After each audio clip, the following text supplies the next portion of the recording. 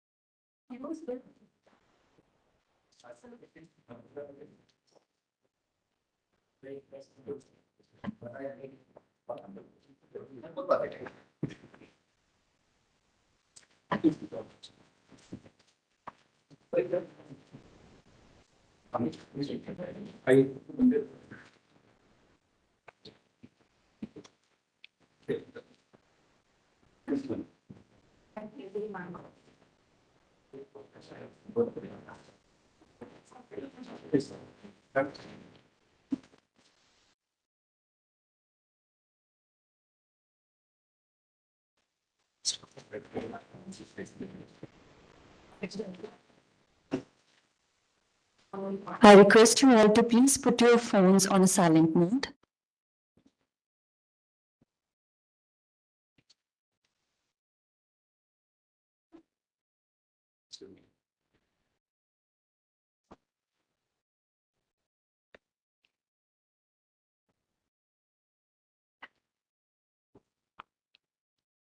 Distinguished guests, ladies and gentlemen, a good morning to you again. Before we log into Healthcare for All mode and discuss India's right swipe on digital health, we will proceed with the ceremonial lighting of the lamp, a symbol of knowledge, wisdom, and enlightenment. That I invite Honorable Dr. V.K. Paul, Member Health, Niti Aayog, Mr. Apurva Chandra, Secretary, Ministry of Health and Family Welfare, Mr. Bharat Lal, Secretary General, National Human Rights Commission, to please come on stage for the lighting of the lamp ceremony.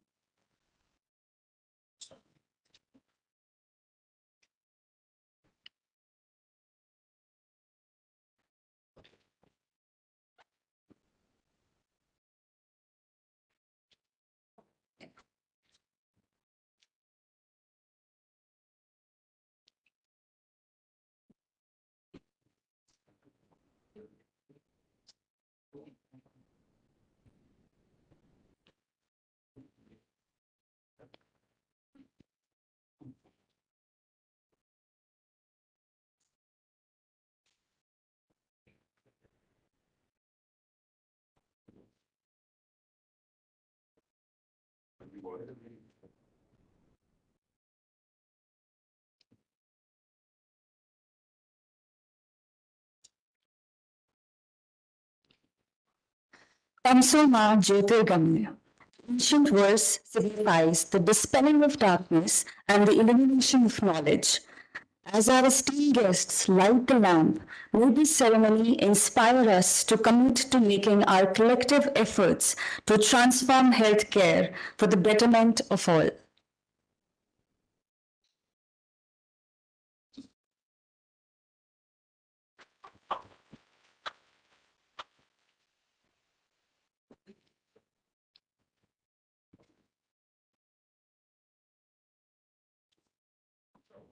I request our guests to please be seated on the stage.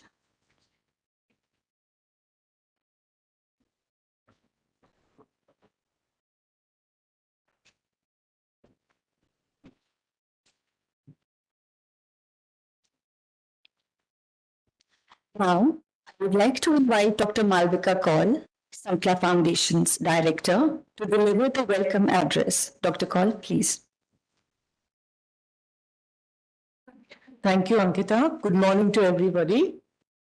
I'm Malvika Kaul on behalf of Sankla Foundation. Welcome everyone to the National Conference on Universal Access to Healthcare Digital Solutions.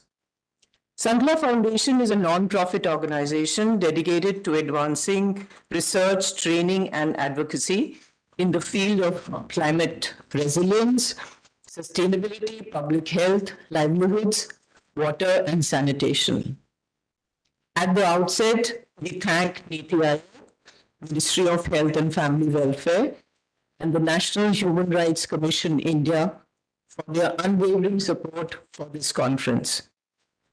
In particular, we thank V.K. Paul, Mr. Apurva Chandra, and Mr. Bharat Lal for their presence today and the constant guidance for this conference. Despite pressing matters, you are here displaying commitment to the cause of delivering universal healthcare to each citizen. We express our gratitude to all our eminent panelists, including experts from the industry who have come here to participate. India has made impressive strides in improving healthcare delivery system. We have better, more infrastructure, more medical colleges. Our doctor-patient ratio is 1:830 compared to the WHO recommended 1:1000 ratio. The COVID-19 pandemic was a wake-up call for all. Many health systems were disrupted. In India, the pandemic also appeared as a moment of opportunity, demonstrating how the use of digital technology can offer promising solutions. A lot has been achieved, but a lot more needs to be done, especially in primary healthcare that addresses basic health services in remote, diverse areas. In November last year, Sankla Foundation undertook a study of primary health initiative that used digital technology in one of the districts in Karnataka. You shall hear about this study later in the day. Can technology be a game changer for healthcare? Our sessions today will explore the potential of digital innovations in delivering basic health services to every Indian. We hope that the examples shared today can provide a roadmap for delivering universal health coverage to all in the coming years. Experts from the government, industry, social sector are here to envision a new world. We wish them all the best. Thank you. Over to you, Ankita.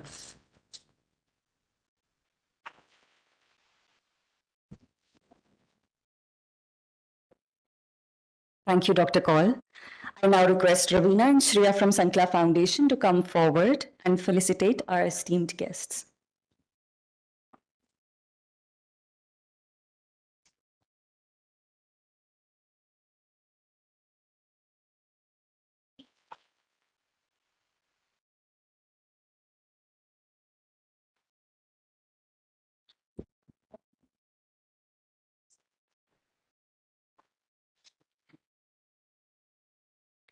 Ladies and gentlemen, it's my pleasure to invite Mr. Bharat Lal, Secretary General, Human Rights Commission, for his opening remarks.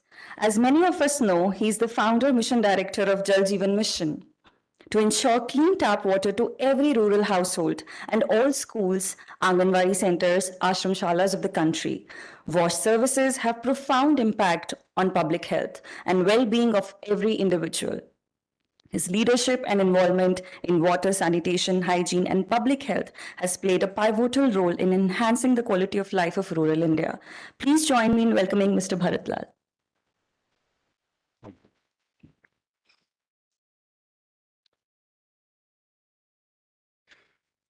Good morning, everyone.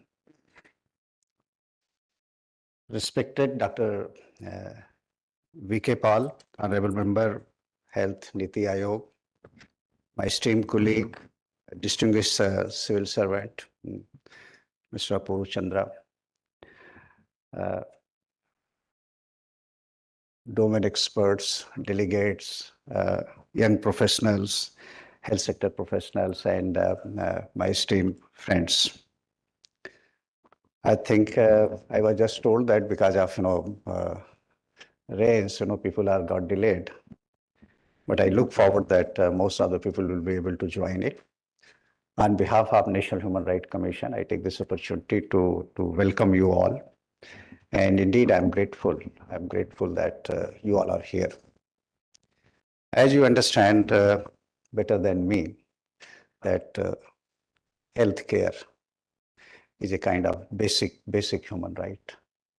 And without good health, I think the productivity of the human being not possible, or the full potential cannot be realized.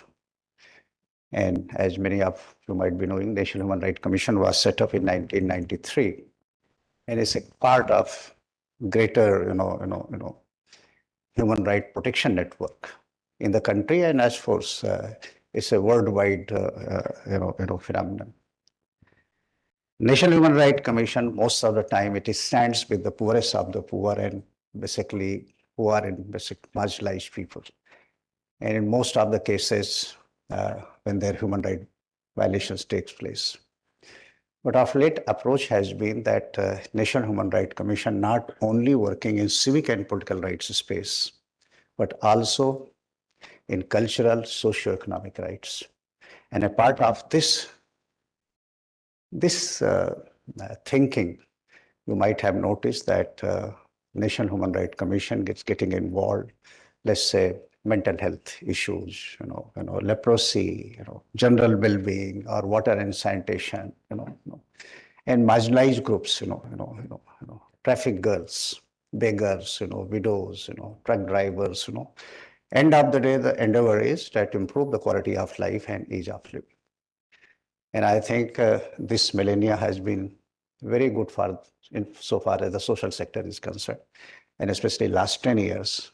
I think one sector which we can point out where tremendous progress has been made and impact is there. Of course, still a long distance has to be traveled. But this is the health sector, which is impacting each and everyone's lives, and is starting from prenatal and from birth to last stage of life. I think the health sector is impacting everyone, and a number of initiatives has been taken. And government's endeavor that we should reach to each and every person, irrespective of where he or she resides, not only in metro cities or A and B class cities, but remote area, tribal area, forested area, hills, I think that is remarkable. And National Human Rights Commission acknowledges this work of government, especially when you all are aware during COVID-19. I think remarkable work has been done, and Ministry of Health and Family Welfare, Niti Aayog, Dr. Pal personally, and many of you have been involved in this. I think this was also a period where when we all recognize that digital technology, I think holds tremendous promise for scaling up, for its outreach and speed and scale. I think digital technology is the leapfrog factor. If human resources in this sector is one of the key elements, then technology, and especially digital technology, is the leapfrog factor when we can achieve the goal of universal access, and that too affordable and quality. So far as the National Human Rights Commission is concerned, as we know, we work through various governments, both central level and state level, various parastatal organizations, and more importantly, civil society and human rights defenders.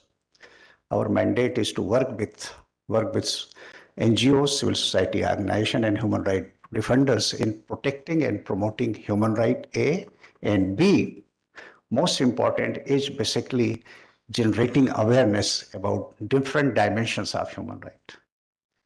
This conference, basically, it is in this series of activities we have taken up.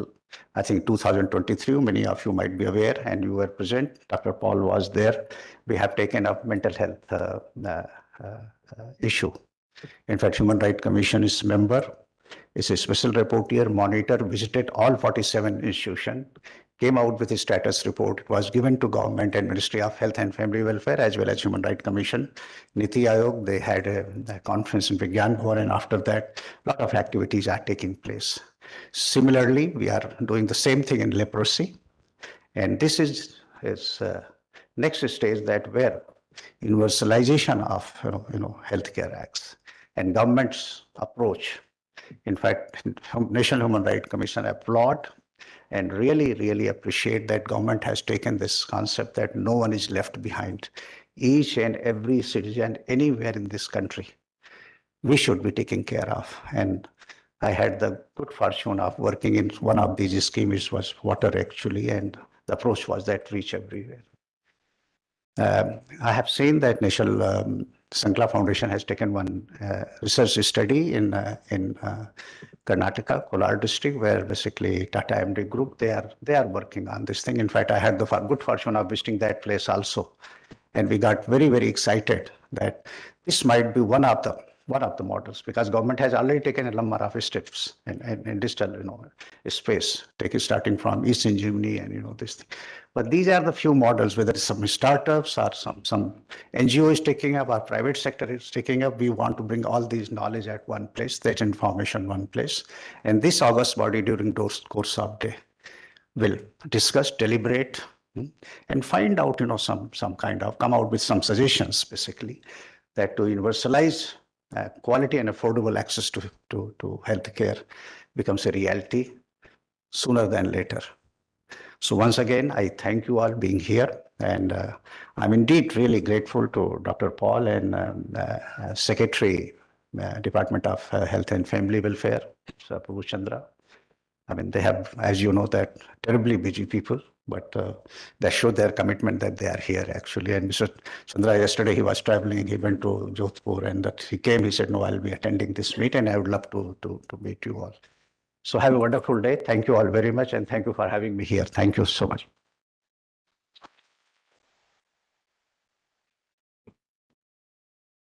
Thank you, Mr. Lal, for highlighting the importance of improving quality of life through digital health solutions. I'm now humbled to invite Mr. Apurva Chandra, Secretary, Minister of Health and Family Welfare, Government of India. Mr. Chandra's impressive career has spanned key sectors from industry to broadcasting to defense security, from strengthening our country's defense forces to now fortifying the health of every citizen of India. We are truly fortunate to have him as our keynote speaker, Mr. Apurva Chandra.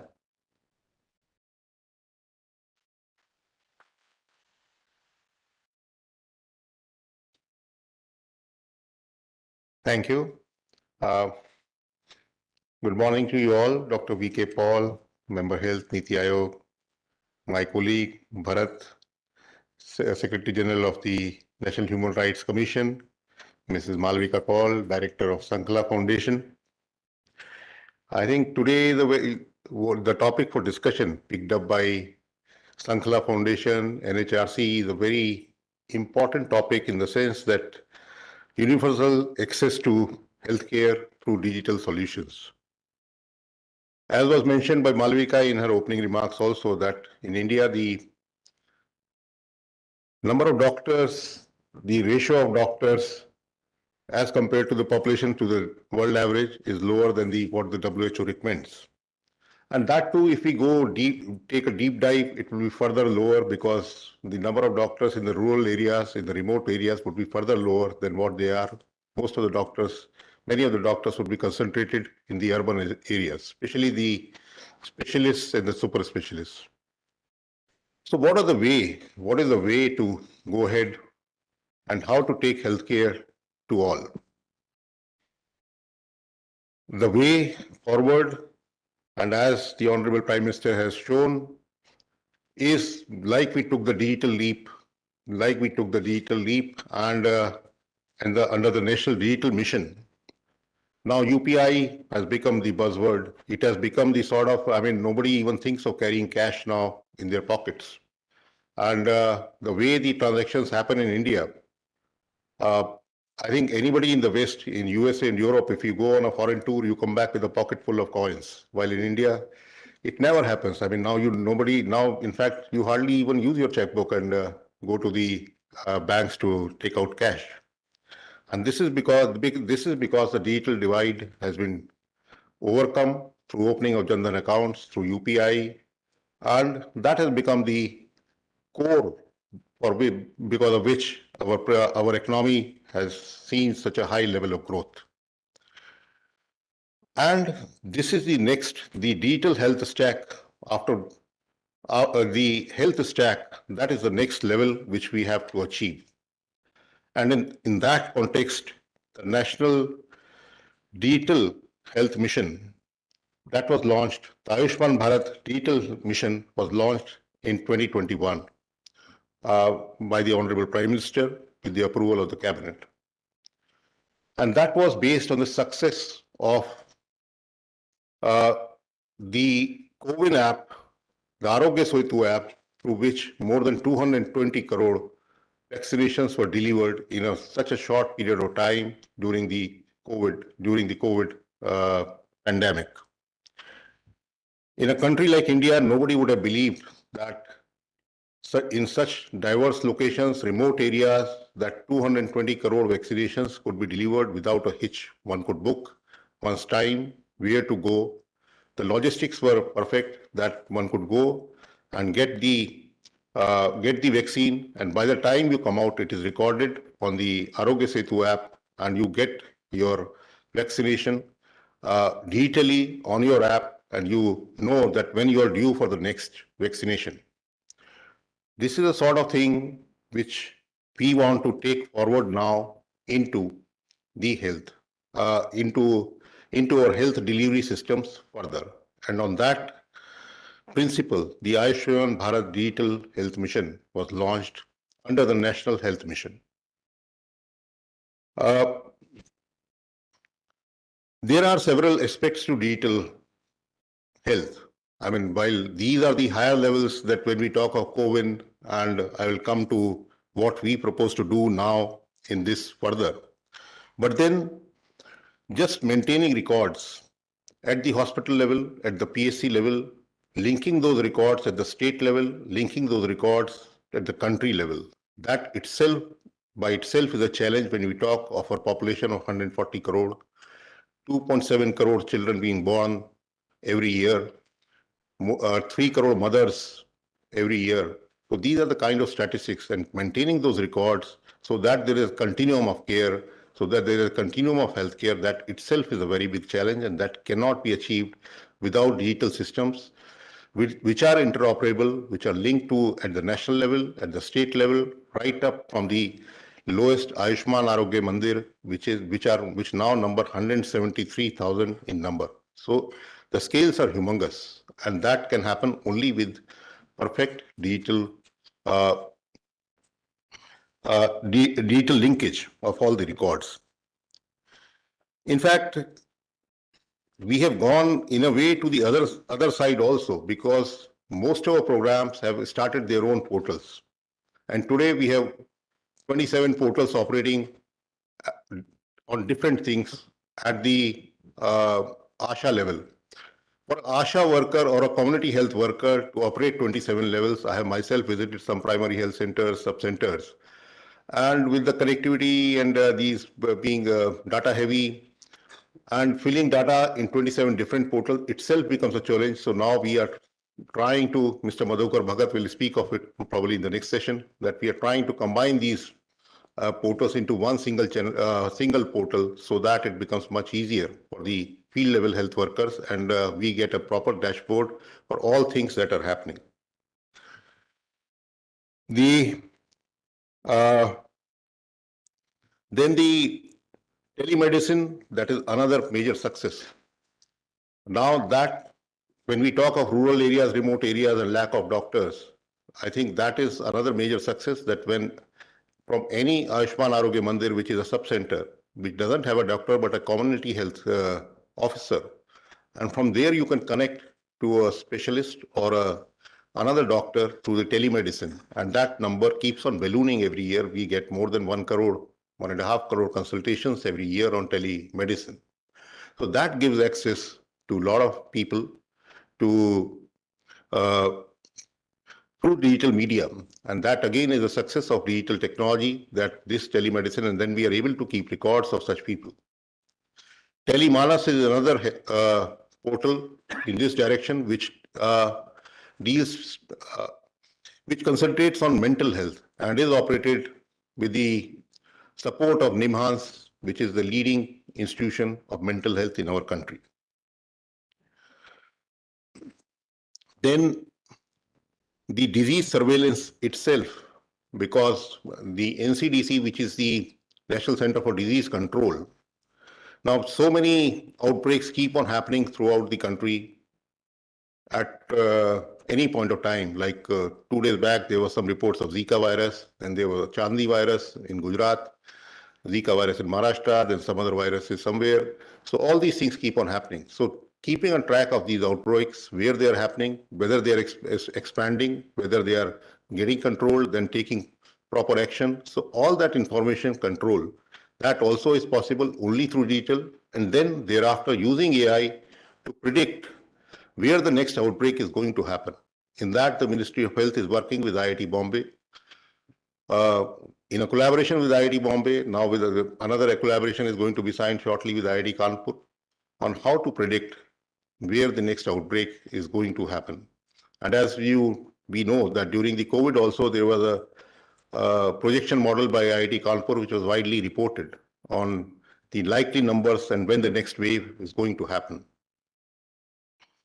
Now, coming back to the digital mission.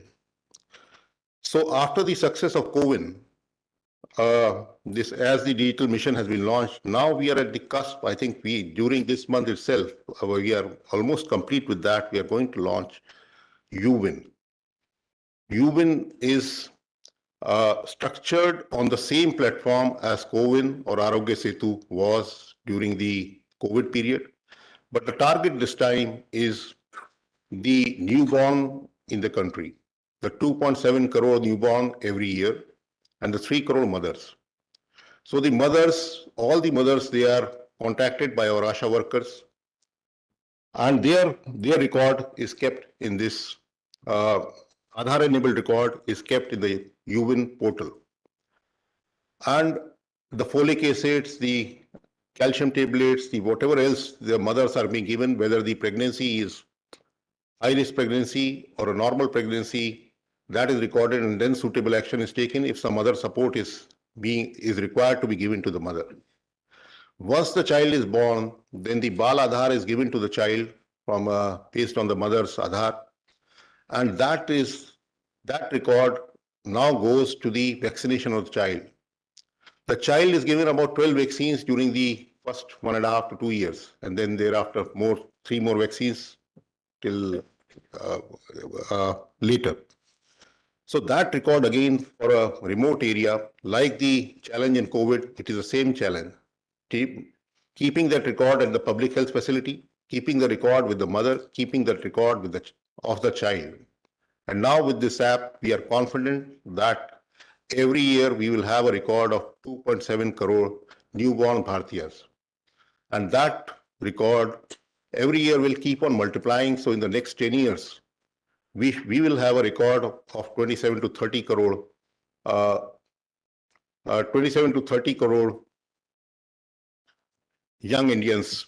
And our thinking is that from not just the vaccine, then from that we will take it to the Anganwadi. When the child goes to the Anganwadi, we link it to the Poshan tracker through the Aadhaar, and thereafter to the school. When the child goes to school, then so it gets linked to the school health record.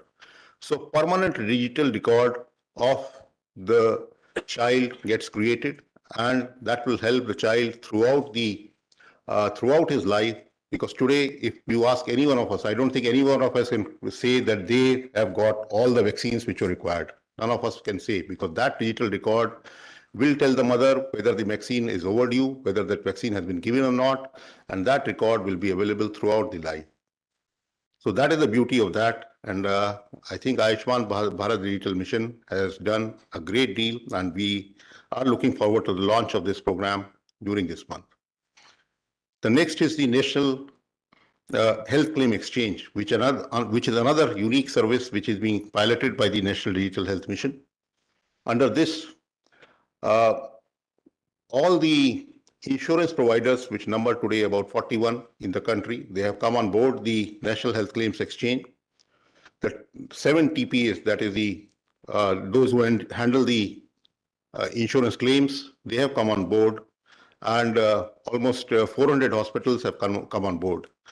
So private insurance, where it is today, what happens is that in a hospital, that each insurance company has its own web portal, and hospitals has to file the insurance claim on different portals when the insurance comes in. So this will help because this is a common portal, a common format, and this will make the insurance claims much easier and also give transparency. Also give a sort of a comparison on which insurance company or TPA is taking longer, how much money is being given, and how much is being rejected, how much time is being taken. So I think all those records will come in, and that will also help in transparency and easing the pain in the insurance business, and also probably reduce the premiums for the customers over a period of time.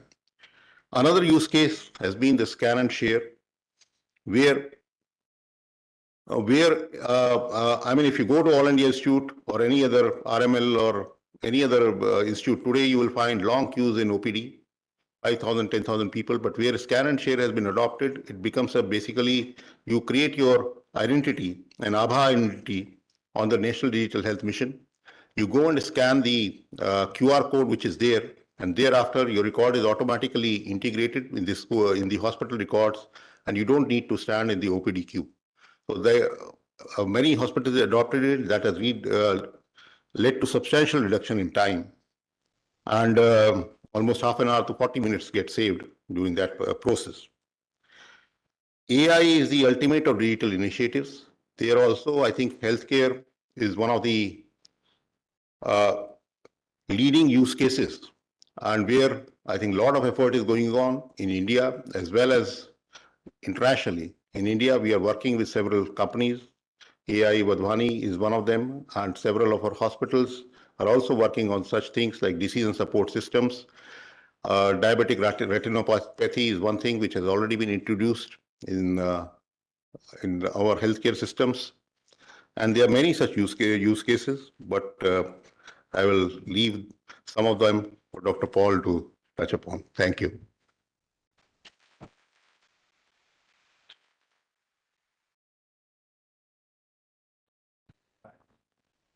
Thank you, Mr. Chandra, for your thought-provoking address. You have literally shared the key with us for the much-needed solutions we need for digitizing healthcare in India. As we can see that from Ayurveda to AI, India's digital health initiatives have been showing great promises. For the last 1 year, Sankla Foundation has been carrying out field research to understand the potential of digital health for universal health coverage. Based on the initiative, this intensive research and field study of Tata MD's Digital Health Center initiative in Kolar, Karnataka, today we are elated to present the report titled Leveraging Digital Solutions for Universal Health Coverage. For the release of the report, I would also like to request Mr. Girish Krishnamurthy, CEO and Managing Director, Tata MD, and Dr. Manohar Agnani, Professor, Azim Prem University and former Additional Secretary, Ministry of Health and Family Welfare, to kindly come forward and join everyone on stage as we release this report.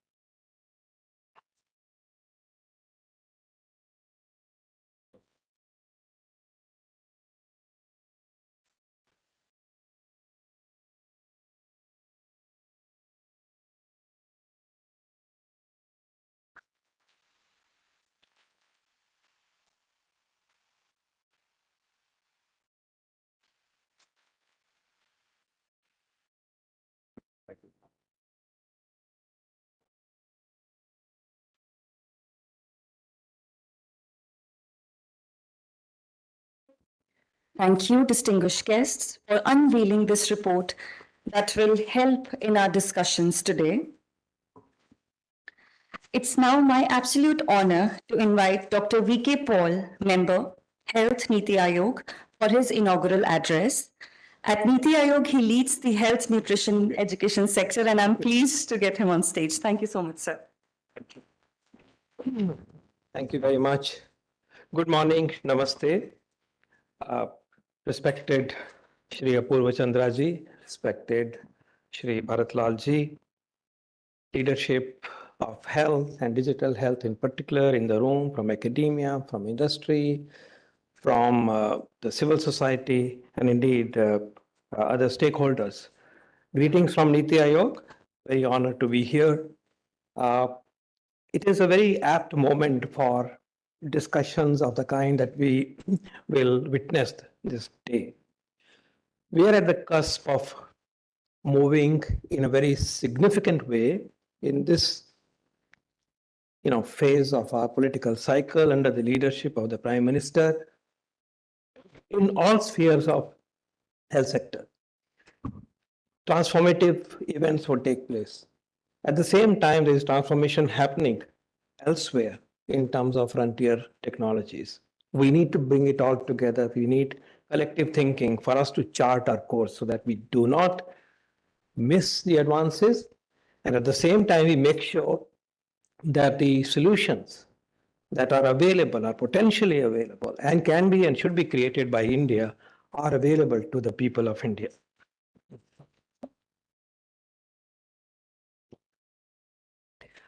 Apurva ji has highlighted the journey of digital health overall for the nation, particularly the aspects driven by the Government of India. There are also developments in the private sector, and we hope those developments will also be touched upon as we come along, and it's a need to bring it all together for the larger good of people. I want to emphasize a couple of things before, just give 3 or 4 ideas for our discussion. Firstly, I'd like to compliment Tata and Girish sir, you in particular, for creating a model of primary health care well before the Ayushman Bharat digital mission and well before Ayushman Bharat, Ayushman Arogya Mandir mission. You created a model. I had the opportunity to see it way back. And the strands of what you achieved and the confidence that it gave us that this can be done has been an inspiration for the scale up of digital health, in particular telemedicine and telehealth in the primary healthcare system of India. I want to emphasize that when we all work for solutions, please keep in mind at the highest level of priority, as Apurva ji said and Bharat Lal ji said, on primary healthcare solutions. Please, that's the system which is closest. That's a system which is to be adapted to our context.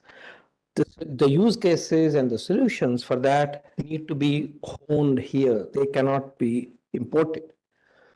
In the other spaces, diagnostics and other things, therapeutics, precision medicine, maybe there'll be other people who are also working on it. But for India's primary healthcare, we only have to create those use cases. I want us to remember that nation is building the inclusive, people-centric primary healthcare once and for all in our journey to become a developed nation.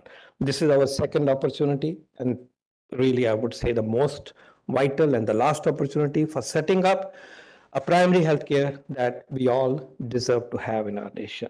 Efforts were made, resources were limited. We focused on family planning, child health, maternal health, disease control. We came a long way. But then a strong primary health care, realizing the fullest potential of primary health care is still eluding us. There is the Ayushman Arogya Mandirs that have been established are meant to provide holistic health for 6,000, 5,000 to 7,000, 8,000 people. And the denominator there is population. It is not those who come there, but the change that you see at the population level. For example, one of the things that one would like to see is hypertensive, 30% of the adults. That's the data and the information today. With a good primary health care, would we have 10% only having an abnormal blood pressure with treatment, with prevention, from 30 to 10? Abnormal blood pressure, not in 1/3 of the population, but tenth of the population. That would be the kind of goal that we should look for. The primary health care has two facets. One is next door, first port of call, ambulatory care, and the other one is health action to prevent illness. So I want us to remember that we are really looking forward to huge solutions, and digital health and new technologies can really leapfrog and impart great health to the people. India's leadership in digital public systems is well known, and it is our destiny. It is India's destiny to lead the world in digital health globally. Let's prepare for it. We have done it. You heard the numbers. You heard multiple examples. And by the way, this is my ABHA.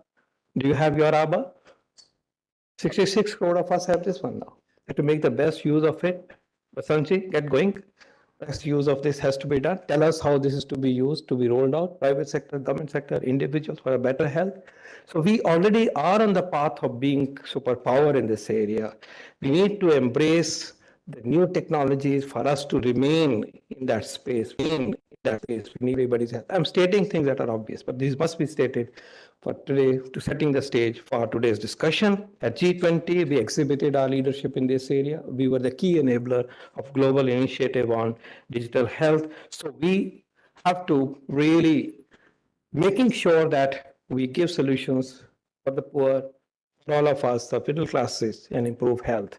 My 5 requests and 5 principles that I would like us to think as we discuss today and beyond. First, we need to use, as already stated, use the technologies to the best and scale them up to the best extent at saturation level. Number 2, linked to that, create technologies so that we remain in the forefront. AI, ML, quantum, robotics. We must do that job of creating and using technologies on scale. That's the first one. Second, in doing so, we must make sure that we protect the human rights. We ensure inclusivity, inclusiveness. We promote the democratization. In international discussion on AI, there is a real danger. India has really not fashioned in that manner, but there is a real danger that people will be left behind when these technologies appear on the scene. We have seen it, it happened for vaccination. It's happening across, I'm talking globally. So we must make sure that our technologies do not increase the divide and do not exclude people. And that particularly applies, therefore, that we master the primary healthcare technologies. And of course, secondary and tertiary care, and their inclusion is also very important. So that's the second one. Third, in doing so, and maybe part of this, human rights, the privacy issue, prevention against fraud, that's also my right. Inclusivity is my right. Democratization is my right. So in the ambit of rights, we should be mindful. And I think having NHRC as our partner today will remind us that this aspect is not forgotten as we move. The third is really what we do should promote ease of living. The Honorable Prime Minister's mantra, that it should not be complex. It should be as easy as UPI. It should not be difficult for an elderly. The solutions that we offer should be accessible and usable by people who may or may not have the best of the digital literacy. Ease of living in multiple ways. We will be moving from hospitals toward home care. We will be moving toward prevention rather than treatment. These are the mega trends. We will be moving from generic care toward precision and individualized care, from general public health to precision public health, and so on and so forth. So we therefore make sure that we really create an ecosystem of ease of living as we do it. It should not be difficult. There should not be barriers. It should be simple. Much of what we have done in this space is clearly, everything that we have done in this space is clearly meets these principles. But as we move for advances, this should really never be forgotten. The urban poor, the rural poor, the middle classes, the differently challenged people. So this should be kept in mind. Ease of living for everybody. And last, but not the least, the ultimate purpose. It should enhance healthy living. It should enhance the quality of life. It should enhance the well-being. It should embrace the traditional practices of India in health wherever possible, because we use those modalities of care, and we should remember that as a part of the 2047 Developed India goal, the nation expects the life expectancy to be more than 85 years. Today we are 71. So digital health can leapfrog our action, accelerate our action, improve quality in that direction. So we keep in mind that, is it making a difference to the real real challenges in life, or is it cosmetic? We should be careful about that. And healthy life expectancy currently is 60 years. We are pitching this to be more than 75 years. The normal journey or trend would not automatically lead to these numbers. We'll be falling short by about 4 years or so for both. So acceleration is needed, and that's what the endeavor for the developed Bharat, the developed nation, is all about, and their digital health will play a role. So I call for better use, more creation of solutions, embracing the frontiers of technologies, protection of human rights, equity, inclusion, promoting ease of living, use cases that promote ease of living, and above all, enhance healthy life expectancy of the nation. Looking forward to discussions by the leaders. I thank Sankala and HRC for taking this initiative. We will be taking a lot of notes for all of us to work upon. We were looking forward to bringing the stakeholders together, in particular the private sector as well, because India has a strong presence and a good presence of private sector to take the decisions and the recommendations and the learnings of the day taking forward. Thank you very much. Have a good day. Jai Hind.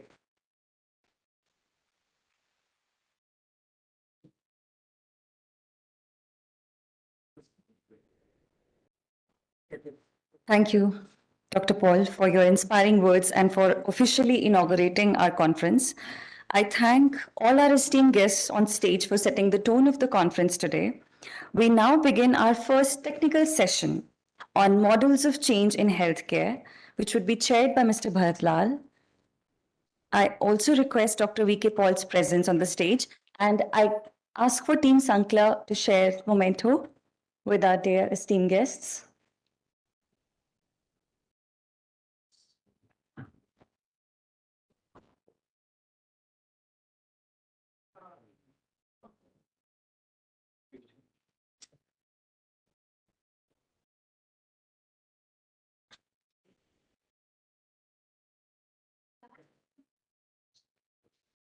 Ladies and gentlemen, requesting a huge round of applause for our speakers.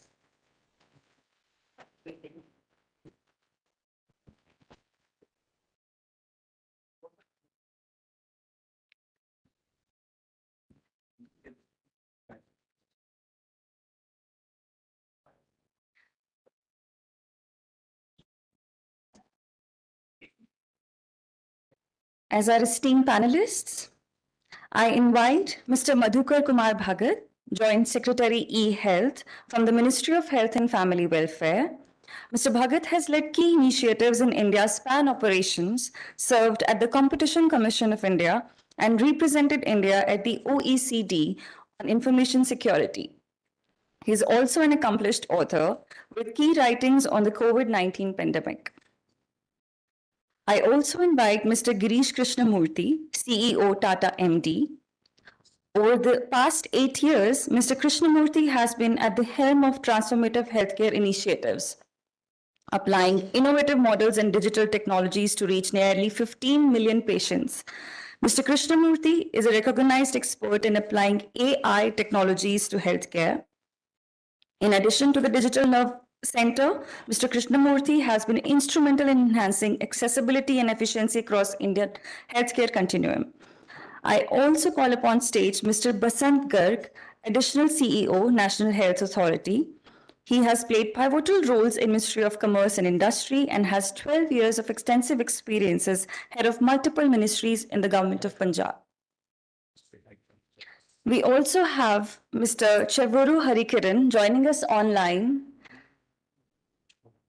Mr. Chevuru Harikiran has served as the collector and district magistrate of Kadapa and East Godavari districts.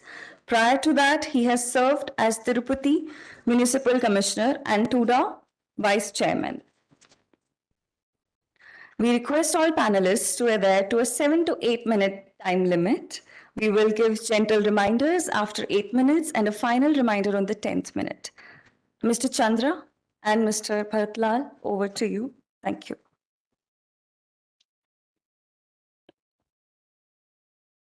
Thank you, Ankita.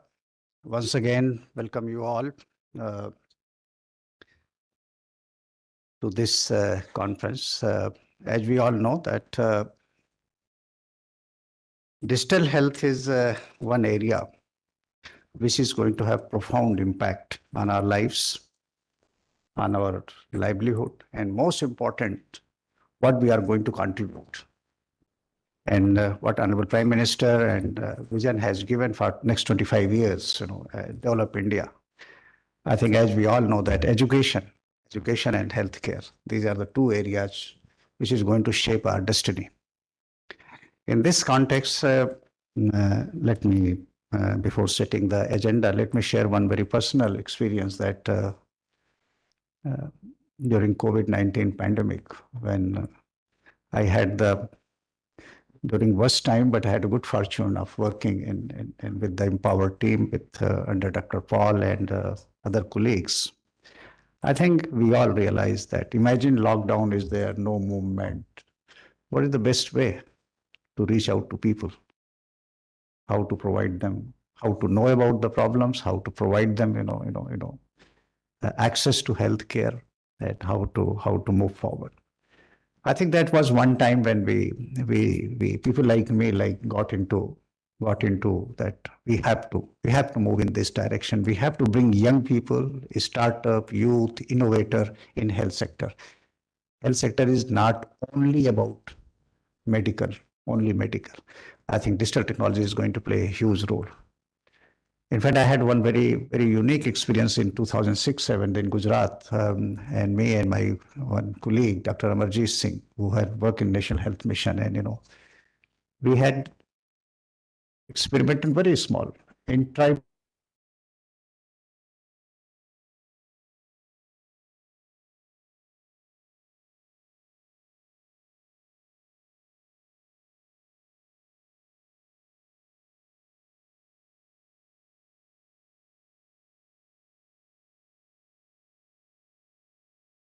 Her husband, her father, her brother, mother can take her. Her pregnancy is tested for pregnancy. If testing is positive, doctor will pay him her 50 rupees. And her information will be given in the system. And within next 3 to 4 months, it will be verified. It is the doctor's responsibility that he or she will get the delivery, successful delivery. If there is some problem or C-section are required, the doctor responsibility will taken to civil hospital, and after the birth, and the register entry is made, and doctor was transferred in his account 1,850 rupees in those days. Best example of public-private partner, existing infrastructure. Had we opted for only strengthening for PSC, CSC, recruitment of doctors, paramedics would have taken ages. But with the existing infrastructure and human resources, we were able to improve within 3 years institutional delivery from 46% to roughly 96-97% at the annual expenses of 51 crore rupees only. I'll use the word. So I think that gave kind of this thing, that what kind of potential technology holds. I think many of you must have seen Dr. Jaishankar has once put it on his our external affairs minister, that in New York he went to some restaurant during COVID time, and they were looking for a certificate, that vaccination certificate, and his son was there in the US, and he took out and he said, yeah, here is my paper, and Dr. Jaishankar, he took out his phone, he said, here is my certificate. The message is that the kind of innovation you are doing in India it holds the future. In fact, not only for India, but the whole global South, and I'm afraid to say, but even developed world, affordable, and quality healthcare. So friends, I think here each and every one of you is very well aware of various government initiatives. What we are trying to do in the first session that we have brought all experienced people from government, from state government, from private sector, the various initiatives which have been taken. And these are the people basically who are spearheading this whole campaign as at policy making level. Dr. V.K. Paul and my colleague, Mr. Purva Chandra, they are setting the agenda and things are moving. So first, please permit me to invite Mr. Basant Garg, who is additional Chief Executive Officer of National Health Authority, to share the thought process, the kind of work is going, which is leading to future. But end of the goal is affordable healthcare, quality healthcare, anywhere, remotest area, irrespective of your socioeconomic condition, you are able to access quality and affordable healthcare. Over to you, Basant. Welcome. Thank you, sir.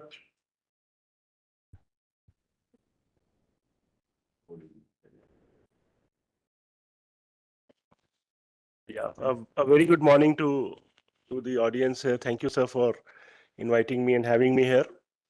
Sir, I had the opportunity of listening to Secretary Sir and Dr. Paul, who spoke here about need for improving access and how digital technologies can help us achieve the goal of universal healthcare, sir.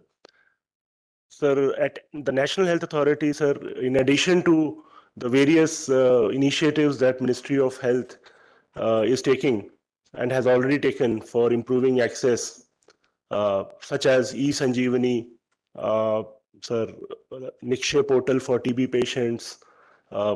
We have seen so many other digital health initiatives. At National Health Authority, we are working on two important missions of the Government of India, the Ayushman Bharat Pradhan Mantri Jan Arogya Yojana, sir, which aims to provide quality healthcare, secondary and tertiary treatment to close to 55 crore people of India. And these are very needy people, sir, who otherwise would not have access to such quality care in private hospitals and in public hospitals. And our journey over the last 6 years has helped us learn a lot about the way this can be achieved.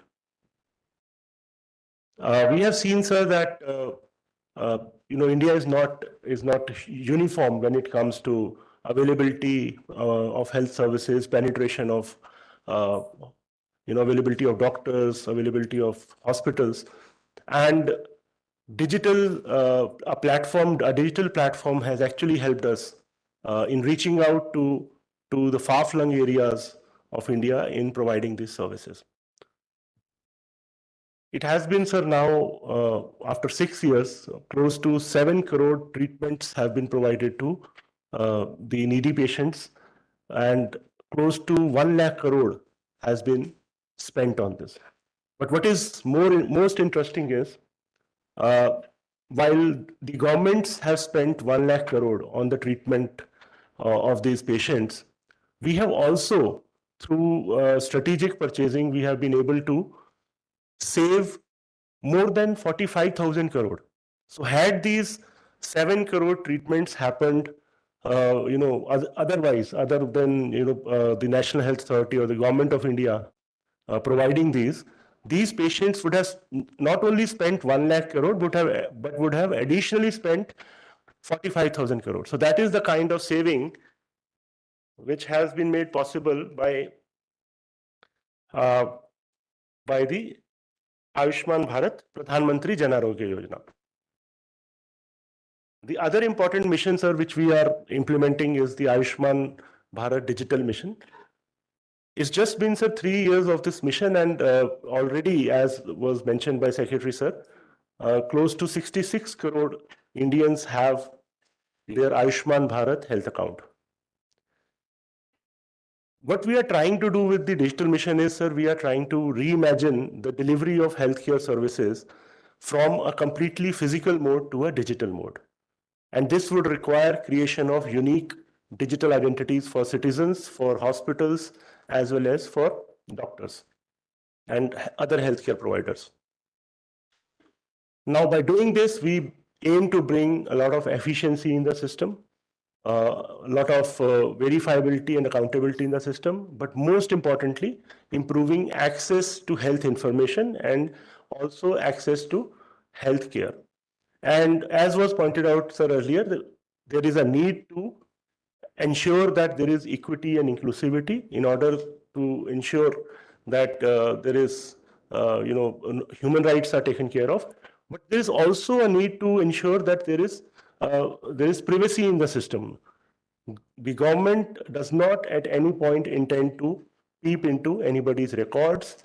This is being done only to ensure better access to such records by the citizens of the country.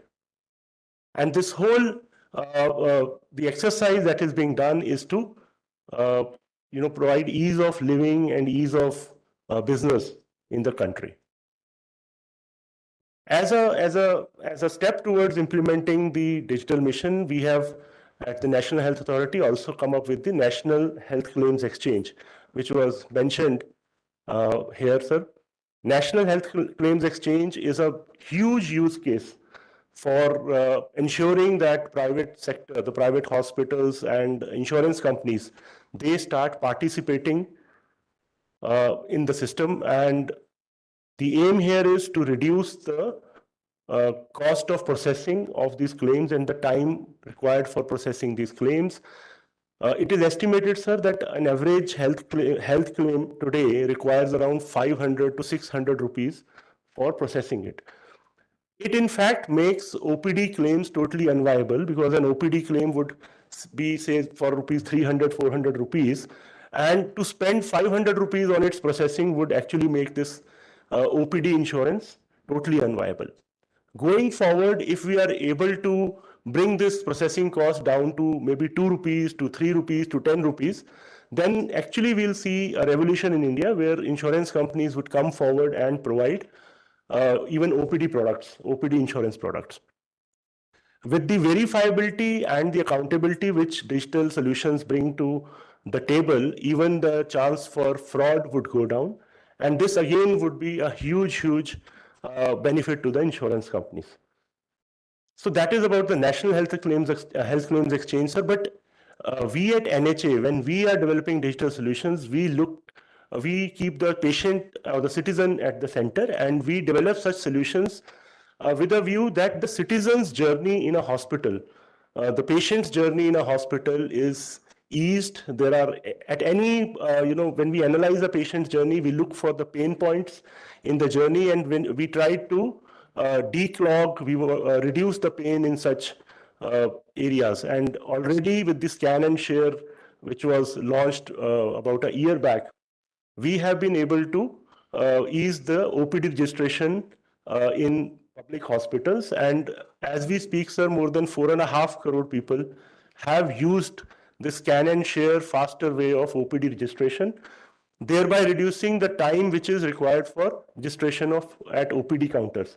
But going forward, we do realize that there are various pain points, not only at OPD registration, but also at payment counters, at laboratory, availing laboratory services, even at the doctor's doorstep. So we are trying to develop such solutions which reduce the pain points of a patient's journey, thereby again improving access. Sir, in addition, one of the things which we are working on at National Health Authority is the Unified Health Interface, which is basically designed just like the Unified Payment Interface, UPI, which enables us to avail financial services, do financial transactions across platforms. And similarly, with the Unified Health Interface, which is almost ready now, and we are actually doing a testing and a pilot exercise with that, sir, we envisage that that patients, citizens would be able to discover and avail health services across platforms, thereby again improving access for the patients, but also it brings a lot of value for the healthcare providers. So these are some of the efforts that National Health Authority has been making in bringing out more digital solutions. So NHA has also collaborated with premier institutions of the country such as IIT Kanpur, and we are looking to use and develop more artificial intelligence based solutions also when it comes to fraud prevention, also when it comes to rolling out more digital solutions. Thank you, sir. Thank you. Thank you, Basant. Wonderful overview. And we understand how we are moving forward to ensure access to healthcare. During question and answer session, few of you might be having some queries, and I'm sure you'll have the opportunity to explain it further. Thank you once again. And I'll request Mr. Madhukar Kumar Bhagat, Joint Secretary, who is looking after e-health in the Ministry of Health and Family Welfare.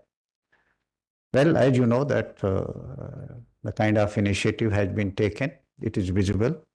But before he starts his presentation and his, I'll just pose one question that as we all know, digital technology still there are challenges in reaching out in tribal area, hill area, remote area, or poorest of the poor.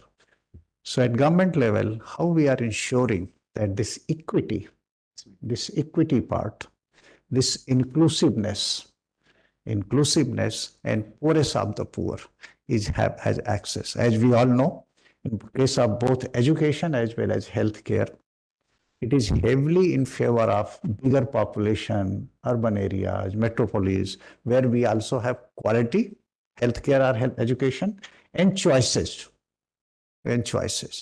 How as a government, we are ensuring that inclusiveness and equity and most important marginalized section of society have access to healthcare.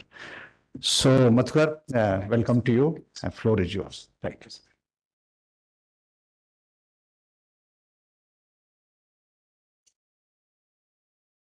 Respected Dr. Paul, Shri Bharat Lal, the esteemed panelists, experts from the industry, the domain, the medical domain who are present over here, a very, very warm welcome to you for being present over here. And at the outset, a big thanks to National Human Rights Commission, to Sankla Foundation for organizing this event.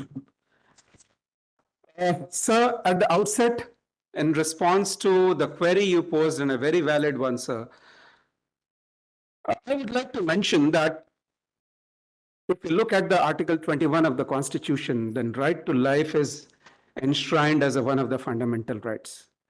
And if there is not access to healthcare, not affordable healthcare, and I would qualify further, not access and affordability of quality healthcare, then there is an element of hollowness in what we call our fundamental right and what we call our human rights. And so, sir, you have rightly raised the question of equity, the question of reach at the very fundamental level. Hopefully, some of these questions will be answered. So, next slide, please. I'll keep on asking. So, do we have the slide changer over here, please? This is it? Yes, sir. Okay, thank you. So let me begin. Any mission should have two critical elements. The first element is a vision element, and the vision has been given by Dr. Paul, it has been given by our Honorable Secretary. And the second element is the constraint element. If it had not been for the constraint, the vision would have been attained. And there are a lot of constraints as far as our vision is concerned. So what is our vision? The vision is of universal healthcare. It's a global goal to ensure accessible quality healthcare services to everyone. And what are the constraints? They are immense constraints. Digital health, by enabling universal healthcare, has to accelerate towards good health. and well-being and ensure three things. First is availability of healthcare. Second is accessibility to healthcare, so that you were talking about. And third is affordability. But we have to add that another element of quality. If that quality element is missing, then availability, accessibility, and affordability, again, I said, becomes a bit hollow. And therefore, how do we provide that? We have the conventional mechanism, we have the conventional medicine, which has been growing in the society for decades, for centuries, for ages. But now we have come to the cusp where digital solution is acting as a force multiplier, where it is enabling us to reach people. If I talk about the eSanjeevani, which was the telemedicine program, it is helping us to make medicine, health services available in the rural areas. Those people who could not access it because of certain factors, geographical factors, location factors, they are able to access it from those remote centers, from their PHCs. And affordability element is again ingrained in it. The larger question is, how do we incorporate the quality element in that? Let's have a look at the India's digital health vision, establishment of the national digital health ecosystem, which Dr. Paul, Secretary Sir, and my dear colleague Basant talked about. Citizen-centric health delivery services, continuum of care, which we talked about, maintenance of the record right from the childbirth as the ages advances to a higher level of the individual's life cycle. Ensuring creation of longitudinal health record through the systems of ABDM, using of ABHA, integration of the various records of a particular hospital system, and making these records interoperable within different health systems. We have the federated architecture in the NHS system, and we need to take the records based on the ABHA from one system to the another system. Next issue is setting up a national telemedicine network, which I'll be speaking about in a bit more detail. Optimal use of IT surveillance and monitoring programs, which is again critical, one of the key focuses of today's talk. Capacity building and training, and that can hardly be ever underemphasized. But I would also like to emphasize on slightly less emphasized items, standardization. When we talk about technology, standardization has to be there. Interoperability, from standardization, we can move towards interoperability, and from interoperability, we can move towards domain of research, and especially in areas like AI, which we were talking about. One of the areas which is least emphasized upon perhaps in this domain is cybersecurity of digital assets. And I would like to emphasize upon it, because if we don't have cybersecurity, we don't have privacy. We don't have privacy, then what are we talking about? Human rights. What are we talking about? Trust. Can people trust the government? Can people trust the corporate sector that we can entrust you with our records? On our health records, perhaps depends our dignity, perhaps depends our employability, and also to a large extent, our vulnerability to cybercrime. And when I talk about financial assets, bank account, these become old and the records become less relevant. But what about in the case of health sector? Is my 10-year-old, 5-year-old health record as valuable as my current health record? That's a question that we have to answer from the perspective of cybersecurity and maintaining the privacy. Let me take you a bit through a snapshot of what we are doing. Something has already been described in words. Now, we have various pillars. The first pillar is pertaining to planning and monitoring. We have the Ayushman Bharat Digital Mission, Health Management Information System, health standards. I have already mentioned about data privacy and security. Hospital Management Information System, very important that these hospital management systems are able to talk to each other. A communication bridge has been provided by ABDM through the system of interoperability, but a lot needs to be done at a higher level of digital emancipation, where the records which are coming in paper form, PDF form, or record form, eventually able to merge in the health management information system in form of data. Public health solutions, many public health solutions have been envisaged. Supply chain management like DVDMS, emerging response systems like COVID app, mobile apps, COVID-19 surveillance programs, citizens portals like ORS systems are there, patient feedback systems are there. Now, in the next slide, we can see about the Ayushman Bharat Digital Health Mission. My colleague Basant has already spoken about it. It's a very ambitious mission where we want to integrate various elements of the health sector in that. It has been spoken about, so let me take you to eSanjeevani.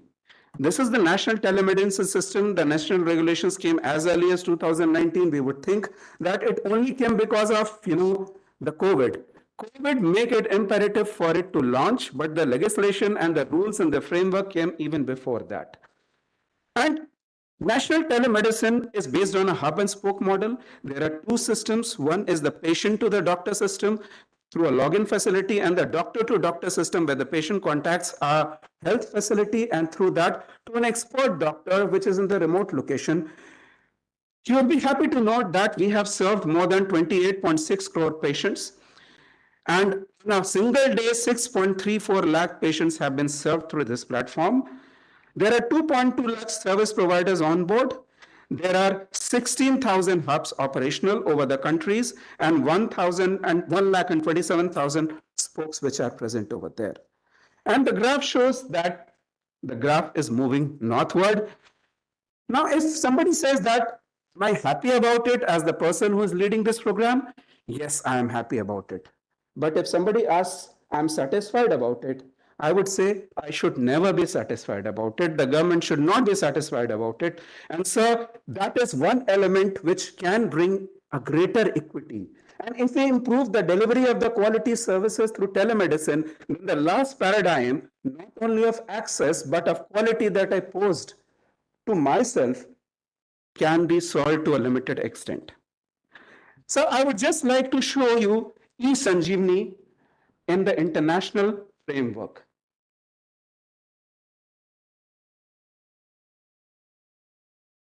So I had the opportunity to represent India in an international platform. The first day I got the opportunity to speak. That speaks volumes about the India's digital mission in ICT World Health Conference. On the second day, a World Health Organization's director, Dr. Alan Albrecht, presents his first slide. And he speaks around 1/3 of his time, allotted time, just about eSanjeevani of India. And he says eSanjeevani is considered a climate intervention by the WHO. This is on 22nd May 2024. He says that it has saved 4.4 billion. These are not my statistics. I was not aware, and I had a different look on this platform, which I was interested by the government, that it has helped avoid 4.4 billion kilometers of travel. And he says that 21.6 kilometers of travel per consultation is saved. There are different platforms. AI research is one of them, sir. I would just conclude very shortly. AI research, a lot of AI research, which the Secretary, sir, is saying is already occurring. And we have the National Public Health Observatory Program. It is like a war room, which was critical at time of COVID, where we have more than 40 programs dashboard, which is coming. We have the HMIS solutions, three different solutions which are coming, sir. And we have the Section portal, which is a digital learning portal. More than 200, 300 courses are already uploaded. Again, I'm happy, but I'm not satisfied. This has to be taken way forward in bringing equity in the field of learning, sir. It's not just about treatment, but without learning, without capacity development, equity is not going to come, sir.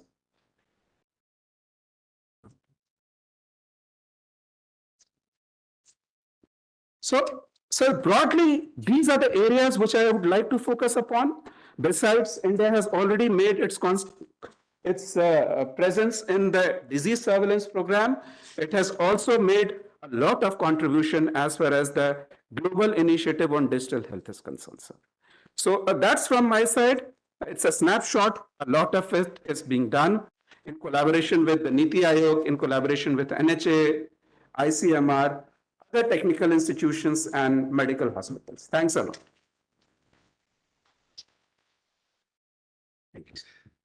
Thank you, Mr. Bhagat. Wonderful short snap. I think in the limitation of time, he has given an overview of what is happening. But more importantly, the ministry and the people who are handling in charge of eSanjeevani or other initiative, they are alive to our concern. like equity, inclusion, quality. These are the issues, Before I move to, thank you very much, and I'm sure that people are having questions and we'll come back to you. But before I move to Mr. Girish Krishnamurthy, CEO, Tata MD, let me just give you some background. In 2019, Tata Sons chairman, Mr. Chandrasekharan, wrote a book actually. And this book was released at 7 local landmark actually. Honorable Prime Minister released that book actually. And that has some wonderful ideas actually, wonderful ideas, And I was somewhere involved in basically getting that book released. And since then, I think we all have been thinking and working and this thing. And I compliment Tata Group that they took this initiative in Kolar 2017 when they started working actually, So that was the beginning of. But before inviting Mr. Krishnamurthy, I pose one question and just kindly start thinking, and many of you know actually. Suppose I fall ill with Aadhaar card, with all these everything. I fall ill in a town or in a village or any aspirational district, or let's say some city or in metro cities. With all these things, what will happen to us?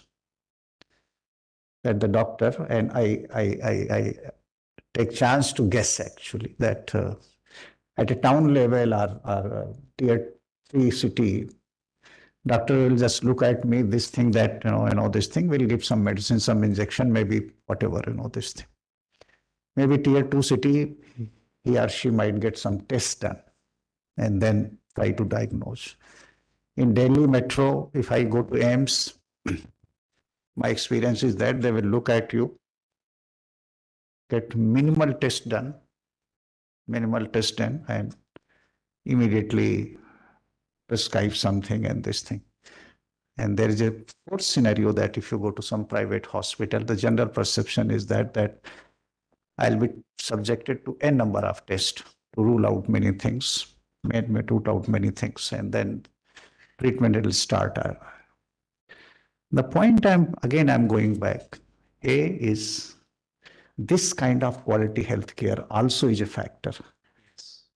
Not only because of tribal area, aspirational district, forested area, remote area, there is no good quality healthcare facility. But if doctors, hospital, nursing home, their capacity, their capability, their way of thinking, their way of looking, I think this is also one of the issue. In this context, I invite Mr. Girish Krishnamurthy to speak on the Kolar model, which has been studied by a team of Sankla. And in fact, I'm personally very grateful to Dr. Manohar Agnani and his colleagues actually, who did wonderful job actually in Karnataka. They studied this model. But I have a feeling that, and Mr. Girish Krishnamurthy and Dr. Agnani will be able to give you overview that how this kind of quality problem can also be solved by use of this kind of intervention. So over to you, and maybe I'll request Dr. Agnani, Salne Singh, and others, to intervene, at some stage. Thank you. Good morning, everyone. My respect to Dr. V.K. Paul and Mr. Bharat Lal and the Honorable Health Secretary who were here before, and Mr. Bhagat and Mr. Basant and the rest of the people.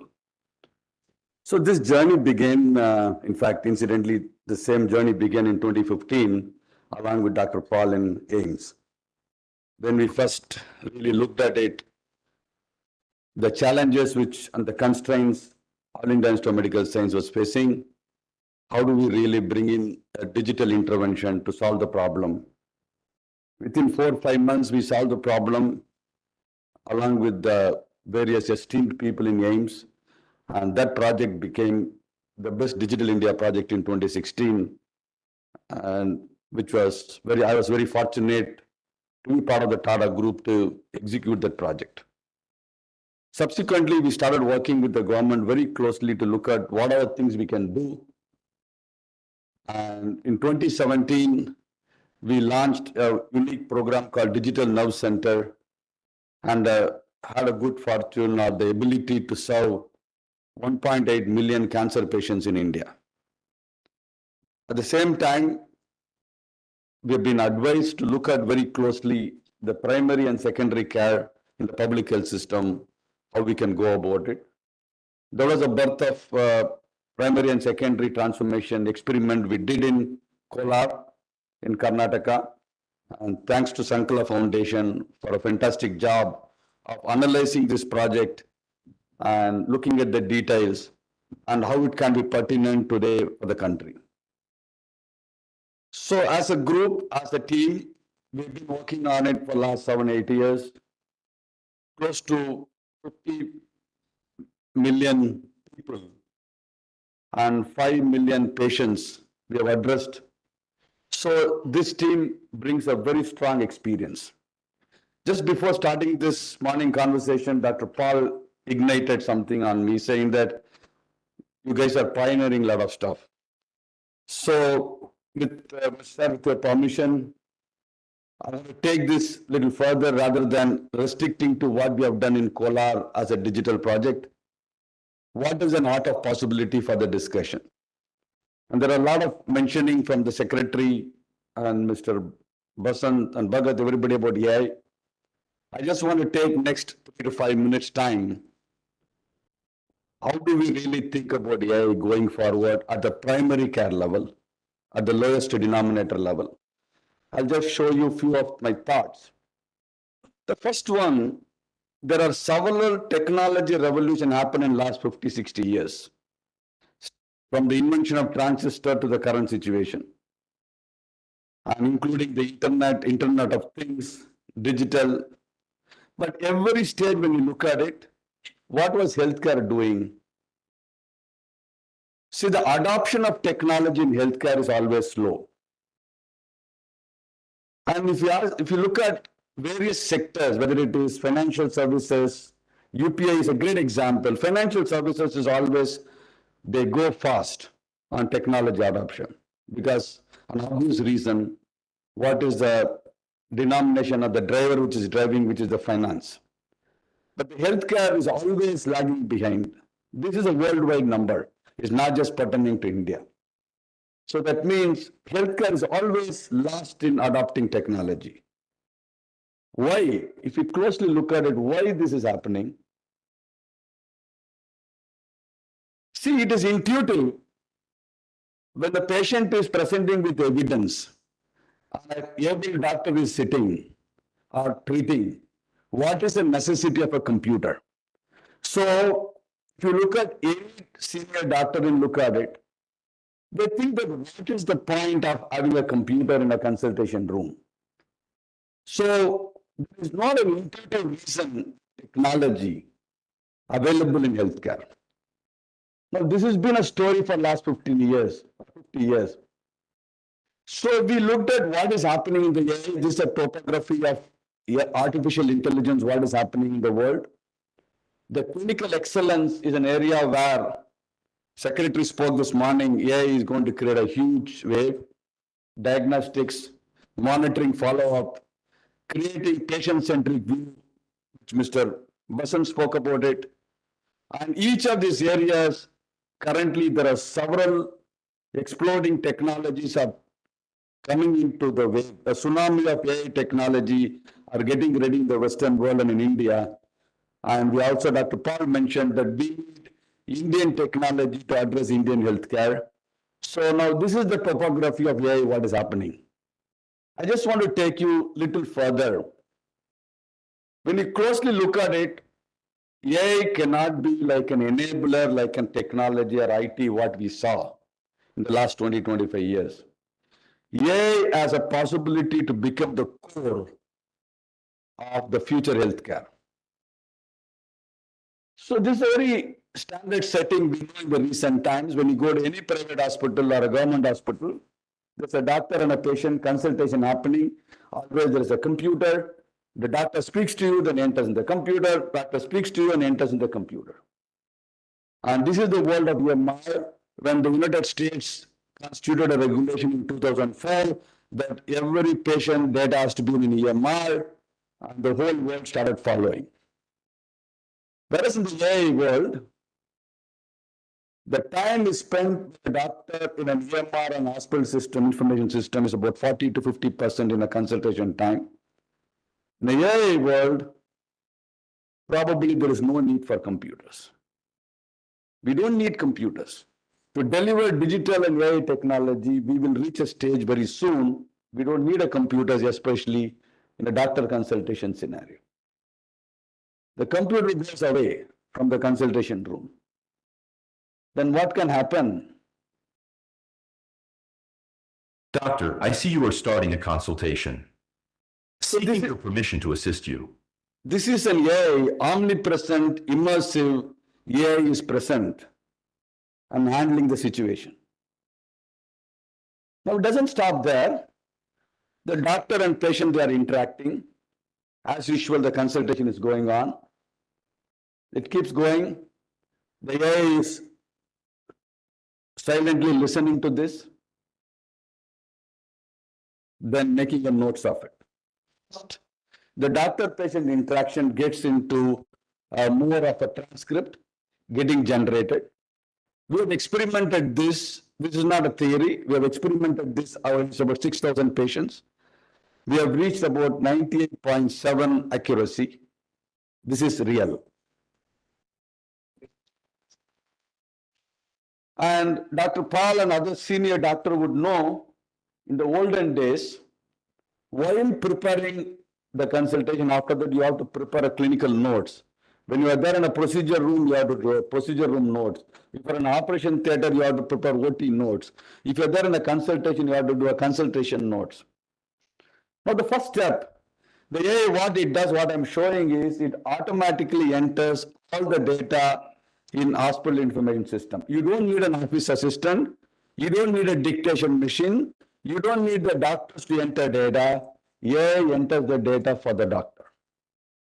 So there is no need for a computer data entry. It doesn't stop there.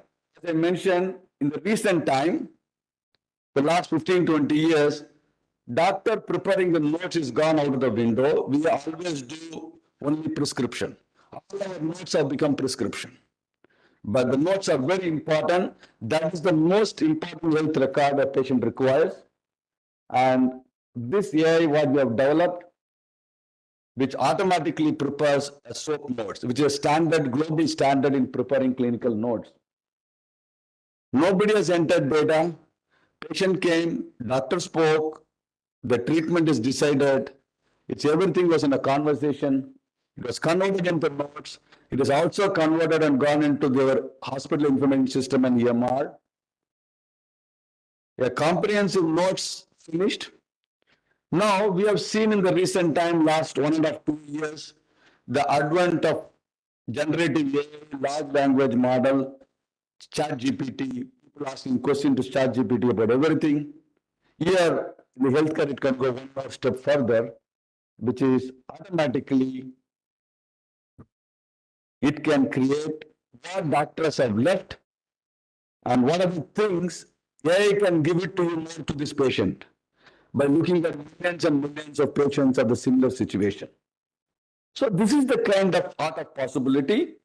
And fortunately, I had the ability or the opportunity to test this out about 6,000, 7,000 patients on a communicable diseases as well as a non-communicable diseases. We are getting an amazing result. Sir, to your question, in a remote, I'll conclude with your question which you asked. In the remote places, what would happen? Sir, we have general practitioners in remote places, part of our government universal healthcare program. But what we need at the primary care level, at the wellness center level, we need a super GP. Today, if you go to a GP at a lowest denominator of PHC or your wellness center, even though if you connect it digitally, what is going to happen? The ability of our MBBS doctor to treat, patients are limited. In primary care, there are about 1,250 conditions has to be treated as per Ayushman Bharat. The 1,250 conditions on which we have only 10% of GP can treat in PHC.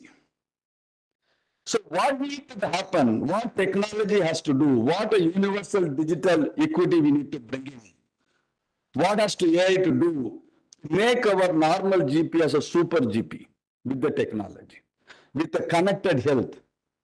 Thinking that super doctor in AIMS, if he spends 15 minutes in a day for a village by sitting in AIMS or from his home, in supporting the GP, along with the AI technology, can bring this equity, sir. And like UPI, as India, we are on the cusp of making that happen. It is not very difficult. It is not very far. Given what is happening by what National Health Authority is doing through ABDM, and if every Indian gets an Aadhaar card, every private sector, hospitals, clinics, diagnostic center gets integrated, and every doctor becomes digital. Like exactly when I started in 2015, we were 2,200 citizens for every doctor. Today we are 833. This equity, digital come AI equity can change this. And we are not very far. The capability is nowhere inferior to this. With that, I'll conclude, sir. Then we can take it up into question. Thank you. Thank you.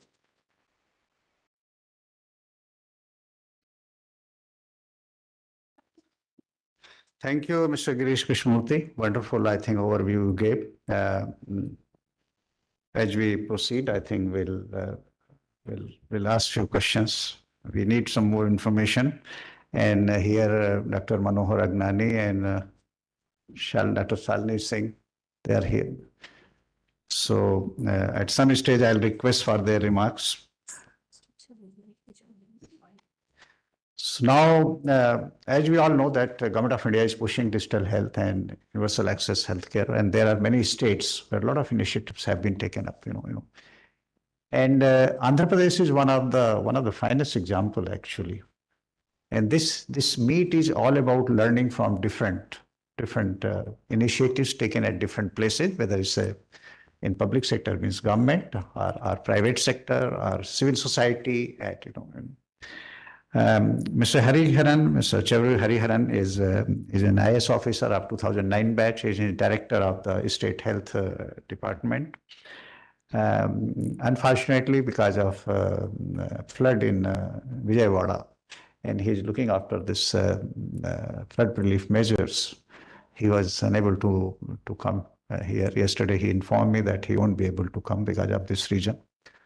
So we requested him that you just manage your time and just kindly join and share the what the work is being done in Andhra Pradesh, and we should learn something from this experiment. So I'll not take much of your time, Mr. Hariharan. I thank you from bottom of my heart that you could manage and are able to join.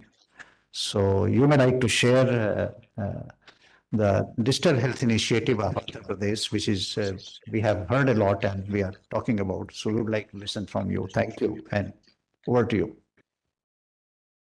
Yeah, thank you, sir. Am I audible, sir?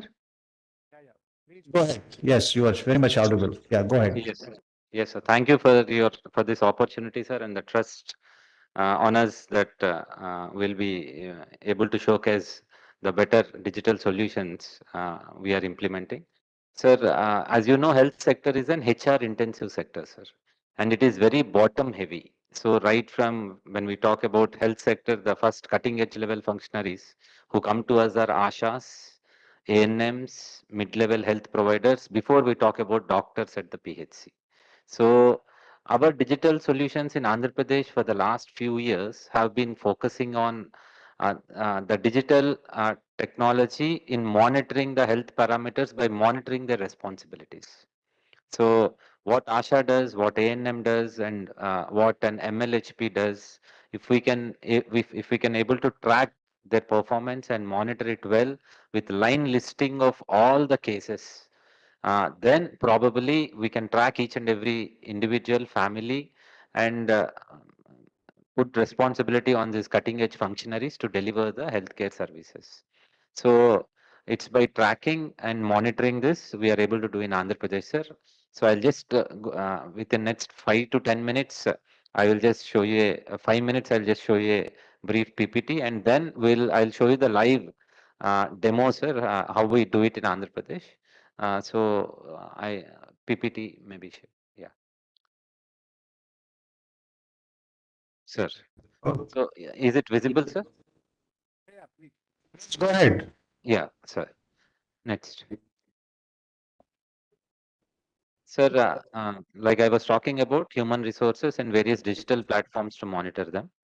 And this is the profile of the states, 26 districts and 5.32 crore population.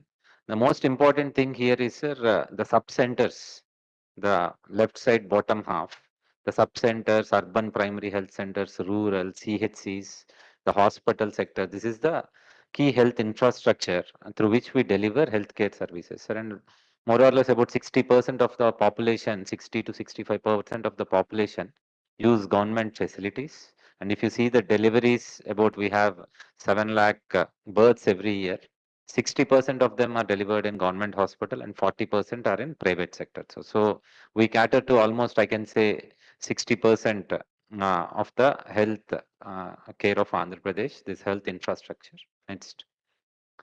Sir, this is the bottom heavy kind of setup in health structure, sir. Not only in our state, it is true for India as a whole. So Ashas 42,000, ANMs again 1/3 of it, because every ANM has 3 Ashas, 3 to 4 Ashas.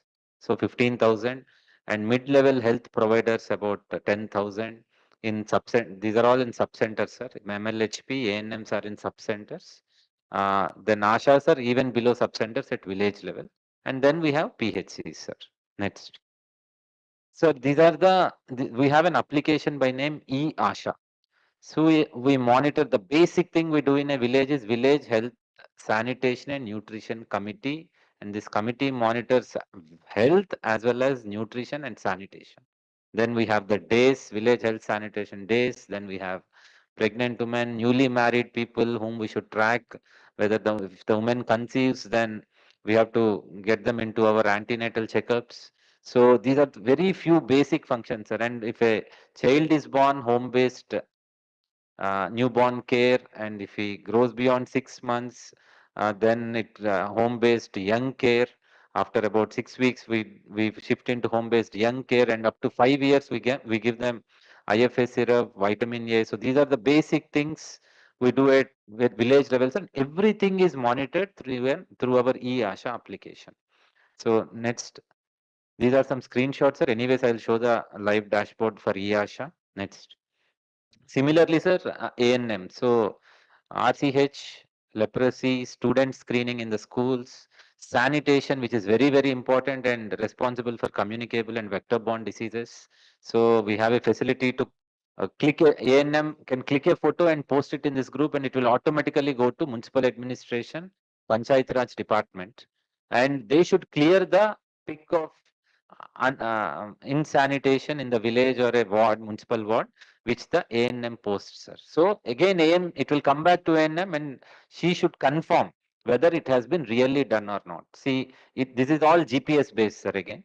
So sanitation and all. So then we have NCD, which is the major problem of our state as well as the country. So we do this using this app, ANM AP Health app. We have this mobile application. Then under we have network hospitals list displayed to the ANM. Then we take, if a patient comes back to the village, we take the feedback of the patient on how they have been handled at that network, private hospital or government hospital. So under our PMJAY scheme, so in our state we call it Dr. NTR Vaidya Seva.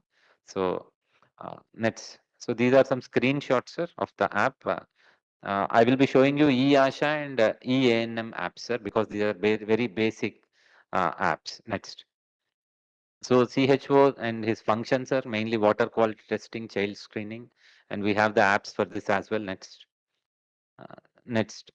So this is MO, sir. I did not explain about MO, medical officer functions. Next. And these are the apps, sir. Screenshots of the app. So Coming to the electronic health record, sir, we have Ayushman Bharat Digital Mission, and Andhra Pradesh is one of the leading states, and it is a central repository of entire patient information, and it's a paperless storing of records. Next. And coming to Andhra Pradesh, sir, we have 4.15 crore Abha accounts. So we have 81%, we have covered all our population through Abha ID, sir, and we have created more than 5 crore health records. Linked to this 4.14 crore Abhas, sir. And we have registered verified health facilities and health professionals, and the number is increasing. And private sector is a bit reluctant, and they are not coming so expeditiously in registering on this platform. Otherwise, we would have crossed definitely 95%, sir. Next. So these are some screenshots, sir. Next. So this I want to emphasize, sir. This is one of the very good practices we are adopting. So every asset in the hospital is managed through biomedical equipment management and maintenance program, right from our sub-centers to the highest hospital, GGH, government general hospitals, medical colleges. So we maintain each and every equipment, right from an oxygen concentrator to the most critical equipment in the ICU, sir. So every asset is tagged and every asset is monitored online. And the scope of this project, sir, we have tagged all the assets, 95% of the assets. So there is a SLA, service level agreement period, within which if an equipment breaks down, it has to be repaired. There is a preventive maintenance as well. Every 6 months, once we carry out all the lab equipment maintenance, sir, so that they don't come into the repair mode. So then we have calibration, sir. Then we have beyond economic repair equipments. If any equipment repair is costing more than 40 to 50%, 40%, then we put it as beyond economic repair, and we discard that equipment. We dispose it through our e-auction platforms, and then we buy the new equipment in its place. So scope of the project has this, sir. Next. So we cover all the institutions, sir. In the last 1.5 years, you can see we started with 62,000 equipment, sir. And now we have 1,30,000 different kinds of equipment, of which about 4,000 in this 1,30,000 are critical equipments. I have a dashboard for this, sir. I'll show you a dashboard also, and a live demo of it. Next. So how we monitor what is the 10 lakh to 1 crore range equipment, greater than 1 crore range equipment. What is the, if you can see, sir, in the last 18 months, calls are resolved, 98% they are done, sir. And on an average, if you see, only 2 to 5% usually has the pendency, sir. So across various institutions, teaching hospitals, CHCs, PHCs, area hospitals, district hospitals, right till health and wellness center, sub-center, sir, we have this. So till now, this ticket for this will be raised by the hospital itself, sir.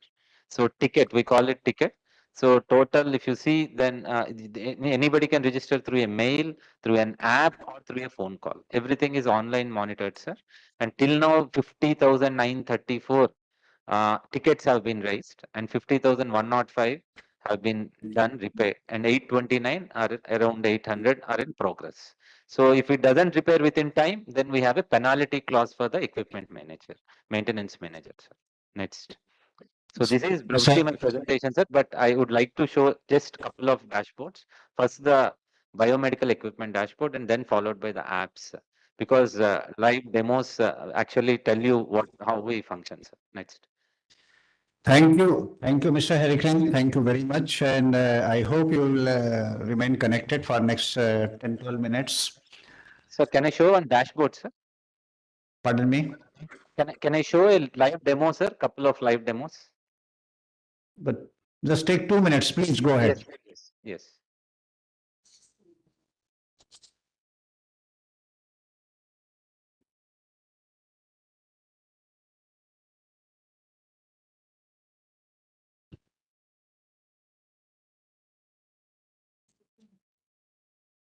Sir, this is the dashboard, sir. If I think it is visible, sir.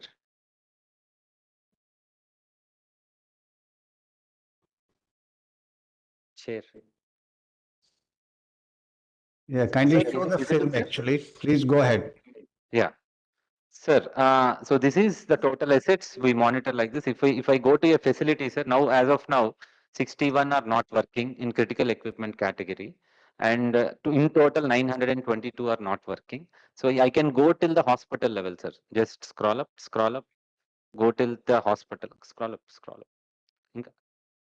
So if I go to a district, sir, there is Alluri Sitaramaraju district. You can see here there are 9 assets, about 29 assets or 21 assets not working. So in that, if I click area hospital, then it would show how many are not working in the area hospital. Sir. Next, click. So then if I click on the not working assets, which is third column, then if I that is 3 are not working in a particular hospital, then if I click on that, sir, then I can know these 3 are the oxygen concentrators which are not working in my remote facility in a tribal district, sir. So this is, I'm talking about a area hospital in Alluri Sitaramaraju district, which is a aspirational district, and it is in Andhra Orissa border. So it's a tribal district. So these 3 oxygen concentrators are not working. What is their model? Are they under warranty? And when the ticket has been raised, and how long it has not been working. So we have this tracking of each and every 1,30,000 equipment in all our facilities like this, sir. Next, just one more app, sir. Asha being the basic functionary. I would like So, to. Hari Kiran, for want of time, I think I'll request you to Fine, sir. stop. Yeah, thank you very much. And during question and answer, we'll come back to you. Well, thank you all very much. And you have seen the work being done in Andhra Pradesh. So what I propose that we have got 10 minutes roughly, 8 minutes. And if any one of you would like to offer your remarks, because here everybody is equally knowledgeable. So instead of questions, more important is that your suggestion, your remarks, but if you ask some further elaboration from our esteemed panelist, so please raise your hand and just mention your name, and so floor is open to you. Yes, ma'am. Mike, please give her mic. Yeah. Am I audible? Yes. Yeah. Thank you. So I'm Dr. Monica Kocher, and I'm Advisor Health at Dakshin Global South Center of Excellence. So first of all, I would like to thank all the panelists for such a great presentation, sir. It was very insightful. Thank you so much. Sir, while we are mindful and we truly appreciate the fact of utilizing the digital solutions towards universal access to healthcare, a very pertinent question which I seek answer from Mr. Bhagat is, how prepared are we, sir, to adopt these digital solutions in terms of availability of network and smartphones, digital literacy, and maintaining the data privacy? This is question 1, sir. The second question is, how do we envision to reduce the digital divide, which we might be unintentionally creating, and bringing the inclusivity in adoption of these digital solutions?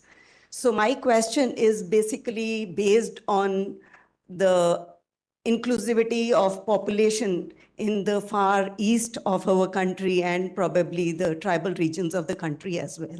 Thank you, The sir. last question is regarding the digital. Thank you, madam. The last question, second question is regarding the digital divide. And can you come again once more for the first question? Yes, There are 3-4 elements, so. True, sir. So, sir, the question was that how prepared are we to adopt digital solutions in terms of availability of network and smartphones, digital literacy, and maintaining the data privacy? So the first part of the question is regarding our preparedness regarding the issue of smartphones availability, network availability. And as you saw in the presentation of Andhra Pradesh also, and what the secretary was also saying in his opening remarks, that we are a lot dependent, and you're right, on ASHA workers. And the ASHA workers are again dependent on the mobile applications, and they are in turn dependent on the network also. So you have rightly raised this particular issue. We are conscious of the issue, and as Secretary said, that first of all, we want to integrate the various apps. The work is going on already. That we can have one single app where we have a single sign-on facility, and through that particular app, we can reach the various applications which are meant for the beneficiaries. And second thing is that, look, we are also conscious of the fact that there exists, these apps are very heavy, and so we want to design a lighter app. That particular lighter app will not be sucking data and network too much. We are also trying to incorporate features of offline solutions in that, so that to some extent those issues can be tackled care of, and whenever the network is available, the data which has been put on the app on the device end can again be transmitted at the server end and can be integrated with the applications. So yes, we are conscious, not that. I mean, we don't have all the solutions, but we are endeavoring to find within the domains of technology and infrastructure what solutions are there. Second question again, ma'am. I'll repeat it for your benefit, sir. How do we envision to reduce the digital divide, Yes. which we might be unintentionally creating? So, ma'am, digital device is not just specific to the health sector. And this is something which is in the larger problem, larger challenge of the society. And if we see, it is the demand which is reducing the digital divide. The availability has to be ensured from the government side, which is, and the private sector side, which is in form of the cheaper smartphone, the availability of the IT infrastructure, the network connectivity, etc. And therefore, the digital divide gets reduced as a society, not just through the individual measures. Individual measures do play a role. As far as the health sector is concerned, now we have, as I said, telemedicine, eSanjeevani, which is available in more than 120,000 spokes and through 26 to 16,000 operable hubs. Even if the doctors or the patients do not have the access, they can go to those hubs where we have the necessary infrastructure, the digital infrastructure to be connected with the doctor. And to that particular extent, we are to some extent taking care of that lack of digital emancipation in the rural areas. Thank you, ma'am. Thank you very much. As you know that we all are concerned about digital divides, and that's why in the third session, Secretary Meti will be here, and he'll be taking up the larger issue as well as specific to health sector, how digital divide and what are the game plan and how it is being handled both at individual level and at the community level or state level or national level. Yes, sir. Please. Yeah. Go ahead. Mike, please.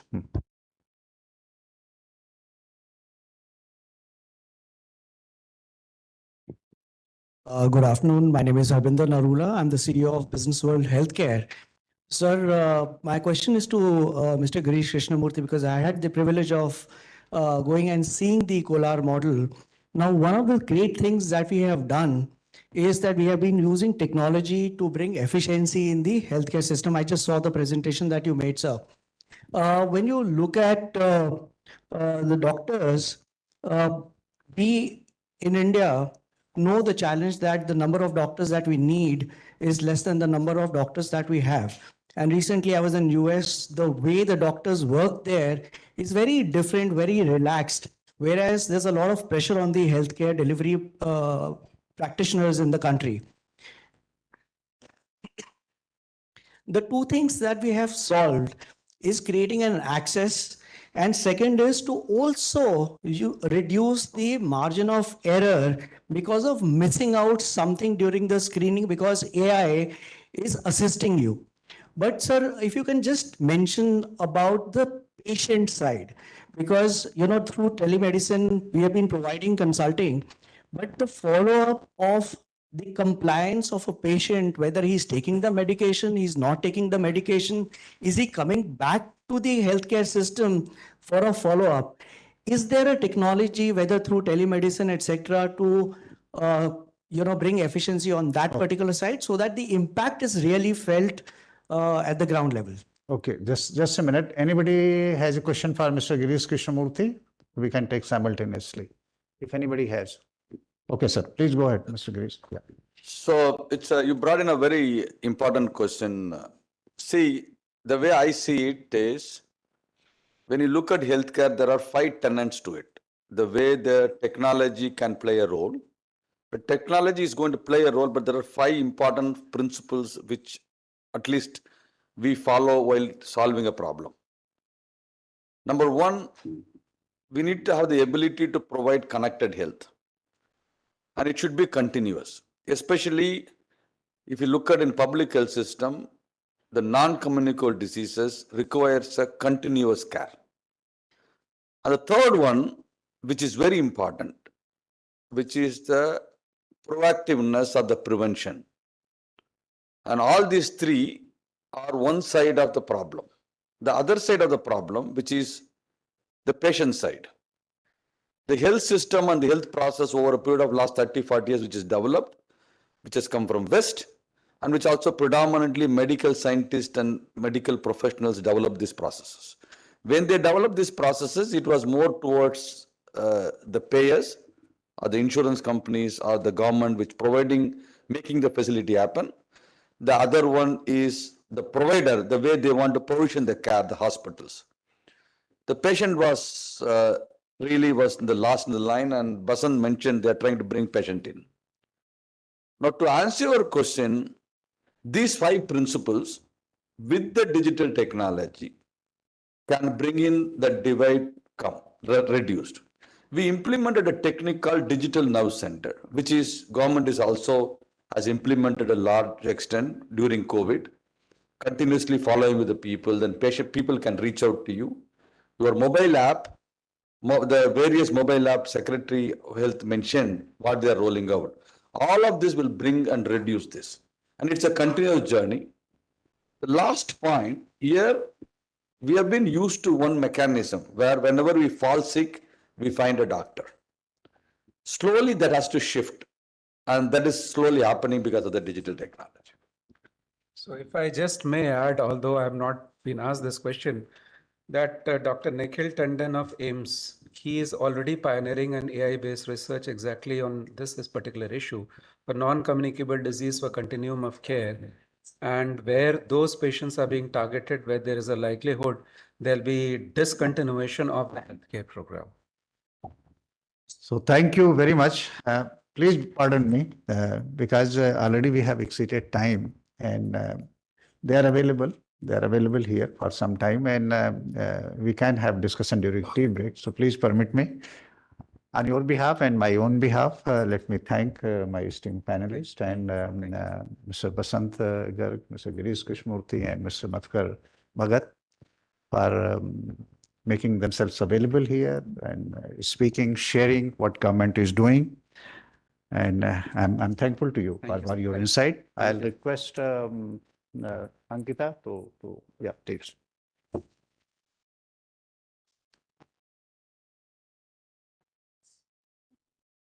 Mr. Lal for leading this information session. I now request Ravina and Shreya to present a token of appreciation to our esteemed panelists.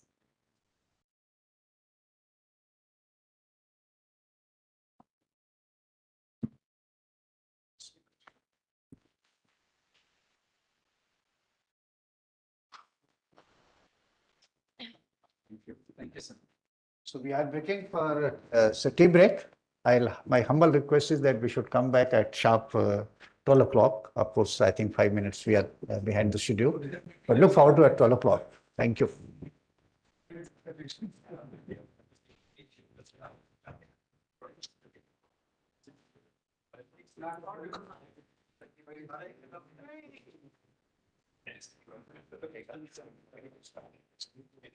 और जिनका जो भी आपने किया है उनके साथ कोई जाए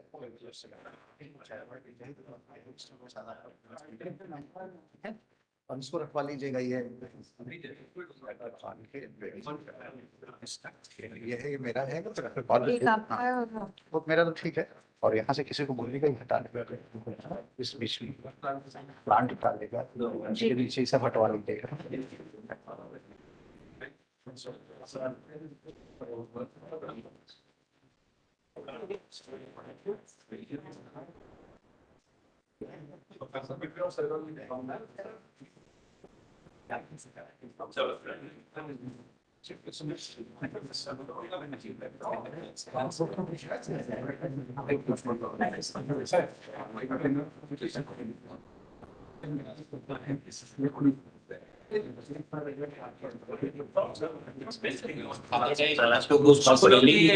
इरिटेशन होता है आपसे थोड़ा मैं तो यही कुछ अच्छा कुछ बुखार या कुछ है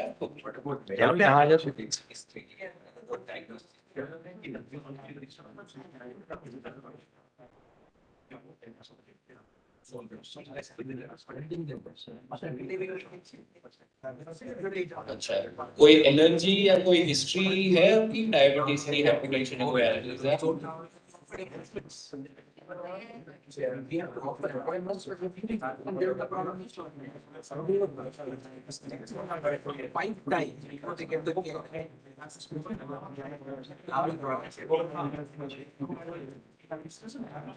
But thank you for ordering. Thanks for ordering. I just leave my card.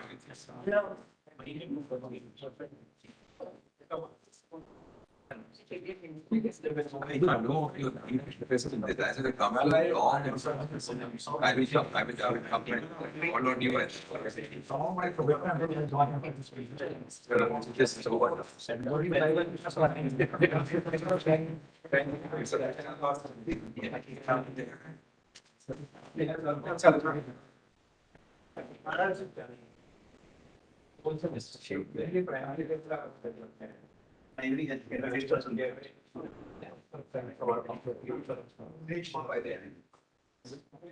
Windows doing to near the forms in the name of everything is very important.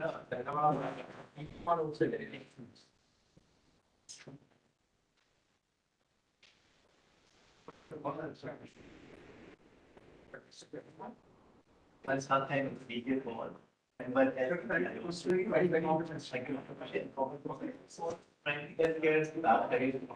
digital solutions की अपनी फोटोज कैसे लेंगे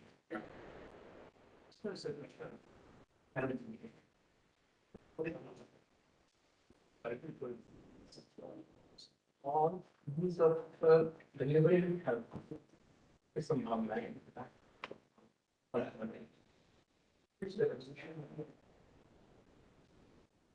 उसको सब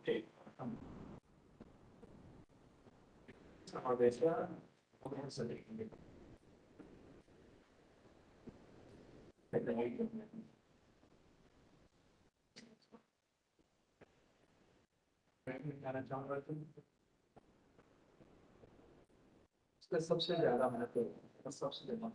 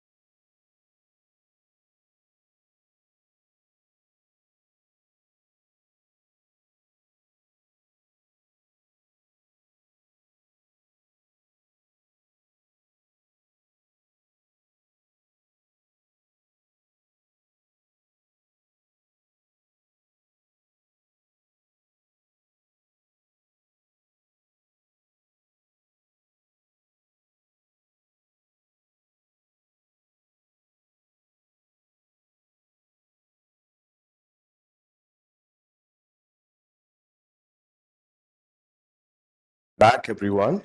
I, Akash, welcome you all to the second session on Future Frontiers in Digital Health. For this session, I call Dr. Rajiv Behel, Secretary, Department of Health Research, and Director General of ICMR. During his tenure at the World Health Organization, Dr. Behel served as the head of research on maternal, newborn, child, and adolescent health. Before that, his contributions as a scientist at AIIMS, New Delhi, have been exemplary.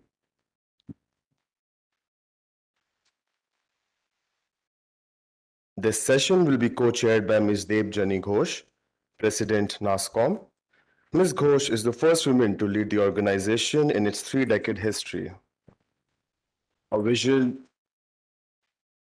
A visionary in the tech industry, she has been a strong advocate for leveraging technology for inclusive growth.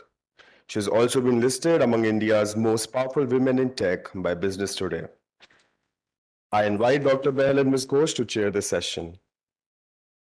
I would now like to call upon our panelists. Firstly, I invite Mr. Love Agarwal, Resident Commissioner, Andhra Pradesh Government.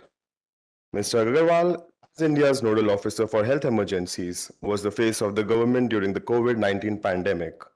He led the government's effort with guidance and coordinated a proactive response to safeguard the nation. I also invite Mr. Shashank ND, Chair, Digital Health Committee at Confederation of Indian Industry, and co-founder and CEO Practo. Practo was formed with a mission to help improve human health and longevity. With over 200,000 healthcare providers on its platform, it provides software products in more than 10 countries. Practo, in all these years, has benefited the lives of billions of people through its digital healthcare system. The next panelist that I would now like to invite is Mr. Jagdeep Singh Gambhir, co-founder and CEO, Karma Healthcare Limited.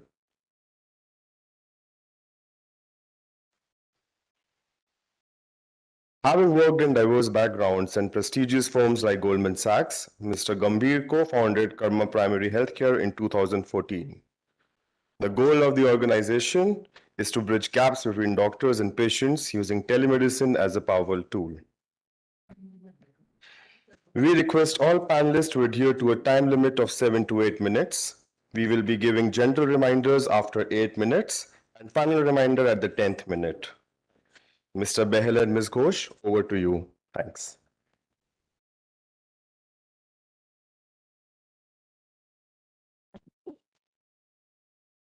Distinguished colleagues,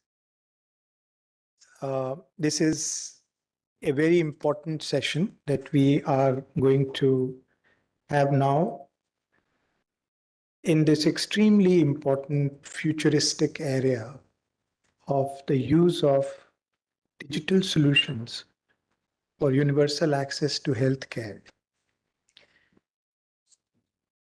I continue to welcome everybody, and I was not here, unfortunately, in the morning, but this is an area which I think has the potential to really bridge the gap that we currently have between so many inequities, whether they are rural, urban, whether they are geographic in terms of remote versus accessible areas, whether it is socioeconomic divide. If we are able to leverage this healthcare, and India in particular, given our advantage and given how we have globally established ourselves in the field of information technology, software, etc., we should not miss the AI revolution. And this brings me to actually invite Mrs. Debjani Ghosh ji to set the scene for this session. Thank you. Thank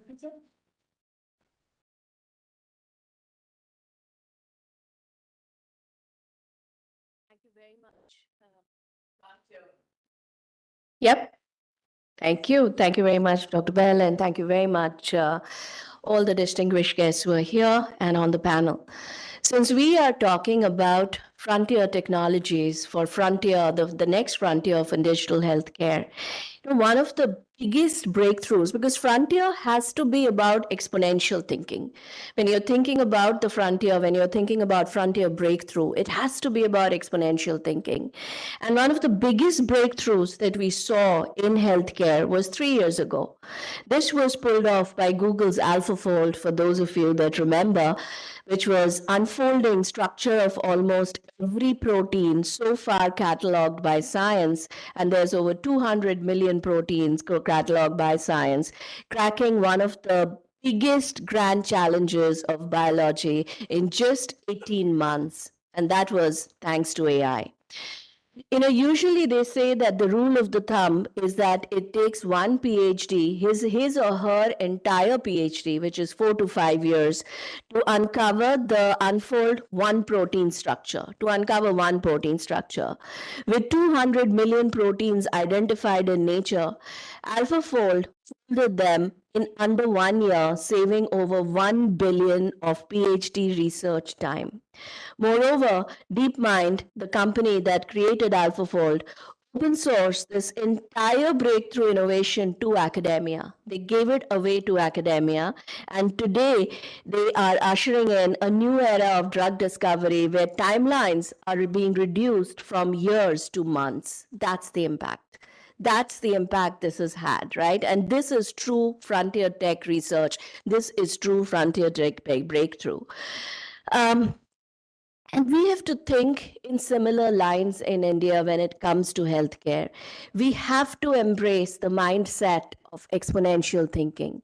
We have to embrace the mindset of abundance. We usually don't do that in India when it comes to R&D because we take a lot of pride in our ability to do frugal innovation, which is very good, but it has a space of its own. I do believe in healthcare where we have to break boundaries.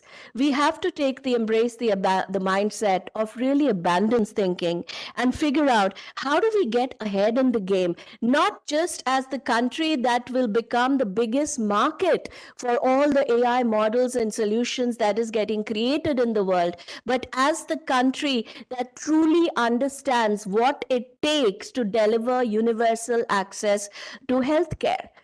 If we can crack that code with the kind of diversity we have, we will crack the code not just for India, we will crack the code for the world. So what does it take for India to figure out how do we crack the code? And frugal innovation is unfortunately not going to cut it. We have to think big. Technology is getting democratized very fast. So technology is not going to be the roadblock. Technology is going to be available to all of us. Everyone will have pretty much equitable access to technology. Cost is also coming down very, very dramatically. But there are few other things that we often do not talk about, which will really determine our ability to get ahead in the game and do what we need to do or not. And I'm going to very briefly touch on this. First, I talked about having an abundance mindset to R&D. I cannot re-emphasize how important this is. We should not be the country that produces the largest ecosystem that is creating the wrappers around ChatGPT once it gets developed. We should be the country that is writing the next transformer architecture paper that pretty much resulted in the development of ChatGPT and generative AI. How do we do that? And this cannot happen with the kind of thinking that we have towards research, which is still pretty restricted. We have to think moonshot projects. We have to think in crores, not lakhs. But this is the kind of investment we have to be willing to make, and we have to be ready to fail where needed, because we have to fail when we are going after these big projects. 50% we are going to fail, or maybe even more. But then the 1 or 2 that we win is going to be game changing. Whoever said the next one is data, and whoever said that data is oil, the next big oil, did the biggest disservice to AI. Because data is not oil. How do you get value in oil? When you store it. Oil's value comes from storage. Whoever has the largest amount of oil wins. Data is meaningless when you store it. Data has to be used. Data has to be put out there. You have to provide access to data. And we have to figure out, I think one of our biggest areas to work on is our data is all in silos and we are all holding it close to our chest. We are not letting it go in the sense to even to our own startups and our companies. How do we provide that access to data becomes important? Regulation for healthcare does need a sectoral approach, sectoral mindset, and it has to be completely reimagined. We have to have a sandbox approach for companies, for startups to take risks without worrying about what will happen if they break the rules. We need to break a few rules if we want to think big. So we have to create that safe environment when it comes to regulation. Investing in people. That notion of build it and they will come doesn't apply. We have to think about US, one of the leading universities in US, University of Colorado, created a fantastic AI model on sepsis detection. And the numbers were amazing in terms of how quickly they were able to detect. It did not have any impact on patients for a very long time. And then they realized that the nurses and the doctors were so overburdened, they couldn't act on those alerts. So when we design technology, human centricity, humans have to be at the center of our design, center of any design architecture that we come up for technology. I think that's important. And last but not the least, collaboration. Private sector plays a very important role in Indian healthcare. We cannot do this without them. How do we collaborate? So these are some of the things we really have to think about as we think through the next frontier of healthcare and what should be India's role. We have a choice. We can absolutely be a great market for healthcare tools, solutions, devices, and I'm sure it will benefit a lot of Indians. But we have a choice not just to be that. We have a choice to also shape the next frontier in healthcare. And I hope that we choose to lead. So thank you very much and looking forward to the discussion.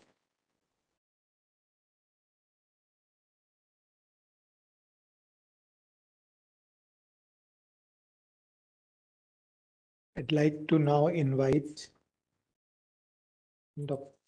Love Agarwal ji first for your comments and presentation if you have any. So unlike the earlier usage of presentation, this time for a change, it will be without a presentation discussion. Good afternoon, friends, chair, co-chair, and all the distinguished panelists. It is actually a privilege to be here and discussing on a topic as important as future frontiers in digital health. And I would also like to link the second topic which Paul sir is going to lead, that how digital health can actually lead to universal healthcare. I think India has ability to leapfrog. We have all the required ingredient in terms of going ahead. And I would take it from what Ms. Ghosh had mentioned, that India is known for its frugal technologies. Frugal technologies coupled with working at scale and creating an architectural framework of what we want to achieve and where we want to reach, I think would be very crucial. We have data in silos. We have action happening which remain pilots. If we can integrate this whole process of epidemic of pilots and then bring them together and think in terms of scale, utilizing what opportunities being offered by Ayushman Bharat Digital Mission and create this framework for country, I think what we should be envisioning is creating electronic health record for every citizen of this country. This in turn should be supported by, or rather the focus on the cutting edge approaches in terms of the software preparation, in terms of ensuring that we talk about data privacy, data security by focusing on blockchain as an approach, by utilizing data which is annotated, which is actually AI friendly. Because when we talk about data, I was trying to analyze, let me use AI in health when I was working in Ministry of Health. I called a lot of AI experts. They said, you only have demographic data. You only have MIS. You have not actually thought in terms of where that data can be put to use in terms of utilizing what AI offers you. So that whole process of thinking in advance before we launch, and that's where I use the word epidemic of pilots. A lot of NGOs come up to us. They will say, we have done this software, use it. Funds get over, never get scaled. Pilots are done, good things are being discussed, but we never take them to a scale where we country can actually put them to right use. So what I'm trying to highlight is that if we can start in thinking in terms of how ABDM can actually be an enabler, whereas Ms. Ghosh did mention that it is not going to be government alone, but government along with private sector, creating this institutional approach where innovation can be put to use at scale. This is what we should be talking about. I would like to give you an example of what in Ministry of Health we were working on. I'm sure this would have been discussed earlier. We have the world's biggest disease surveillance platform. 36 diseases are monitored name-based. We have the world's biggest vaccination platform. What we learned from COVID has now been translated or is being translated through UVIN in terms of the universal vaccination across the country. Whether it is maternal child health, whether it is TB disease management, not only we had been using them as data management tools in terms of monitoring processes, but utilizing AI as a tool, even with TB management, how the cuff can be sort of interpreted in terms of identification the person has a TB or not. All those processes have been put in place. Can we bring them together? Can ABDM be that framework which can bring them together, interweave them, seem in a very, very seamless manner so that country as a whole can think of what Estonia has done? I had seen Estonia databases. They only provide a very limited information to every citizen when it comes to health. Can India leapfrog there? Can we do much better than what Estonia has delivered? One more important thing which India has done when we talk about data is that under ABDM infrastructure, we talk that data is owned by citizen. Unlike where data has been monetized by countries like US, where ownership rests with the hospital where it is created, India went with a framework where government or anyone hold data in trust, the data is still owned by citizen. Can we use this as a framework and create an economy, create a framework around it where India can actually create electronic health record for every citizen of this country? This will lead to precision medication, cutting edge approaches like genomics. Can we think in terms of an at-scale project of genomics based on the India data? I think this is what we should be talking about. Ms. Ghosh did mention about focus on ChatGPT. Can we think from a national security perspective that we create our own ChatGPT for health based on India's data? Do we want to send our data to ChatGPT and make it stronger, which is owned by a private party, versus we club together all our medical colleges in the country, create a framework where both government and private sector can come together and create a ChatGPT for India, which is based on India data. And I can assure you, I was doing that exercise that if ChatGPT 3 and 4, 120 million was invested, if India were to utilize its homegrown medical colleges in government sector and again do smart collaboration, we could do it as low as 30 to 40 crore rupees. Where is $120 million? Where is 30 to 40 crore rupees what India can deliver? And based on this, we talk about precision medication. We talk about focusing on genomics in terms of drug discovery. And we create a paradigm where India not only, as has been rightly mentioned, does what it does for country, it actually becomes leader globally. I would like to cite what, under the directions of Honorable Prime Minister, India has taken a momentous step in G20 in terms of focusing on digital public goods. It's a sunk investment when we have already created a tool. Why don't we make it open source and provide it free to world? Why doesn't India change the paradigm that instead of making the software itself costly, the focus is on implementation based on which India's private sector can actually lead the development across the world? So these are the options which are offered. A very interesting beginning was made through launch of Global Initiative on Digital Health in WHO headquarters in India's G20 presidency, and we should take it to logical conclusion. The focus should be we create electronic health record for every citizen of this country, focus on what the frontiers of technology offers to us, and we also look in terms of universal health coverage. Electronic health record can ensure continuity of services from primary, secondary, and tertiary sector. I would just like to highlight, everywhere when I joined Ministry of Health, people used to talk about family physician model of UK. Can India not flip that model? eSanjeevani. Sir is here. We sat together during COVID time under Sir's direction. eSanjeevani telemedicine guidelines for the country were made. That created a revolution of sorts. I would just like to give you today's data. Around 5 lakh calls get done free of cost for consumer of this country, poor people of this country. Each call, as per analysis, saving 24 kilometers of travel and 941 Indian rupees in terms of direct and indirect benefit to the citizen. Can I not eSanjeevani alone as a model to create a family physician, a digital family physician? And then create a framework that a citizen should go to a hospital only when warranted, which will actually create a framework where we should say that if you were to just make a single statement in terms of overall output, that can I make every PSC 10x efficient? Can I make every tertiary hospital of this country where doctors only spend quality time and become 10x efficient? If we can do that, not only as I'm submitting to you, that we will lead the revolution within this country, I think we'll be torchbearer for digital health revolution across the world. Thank you very much.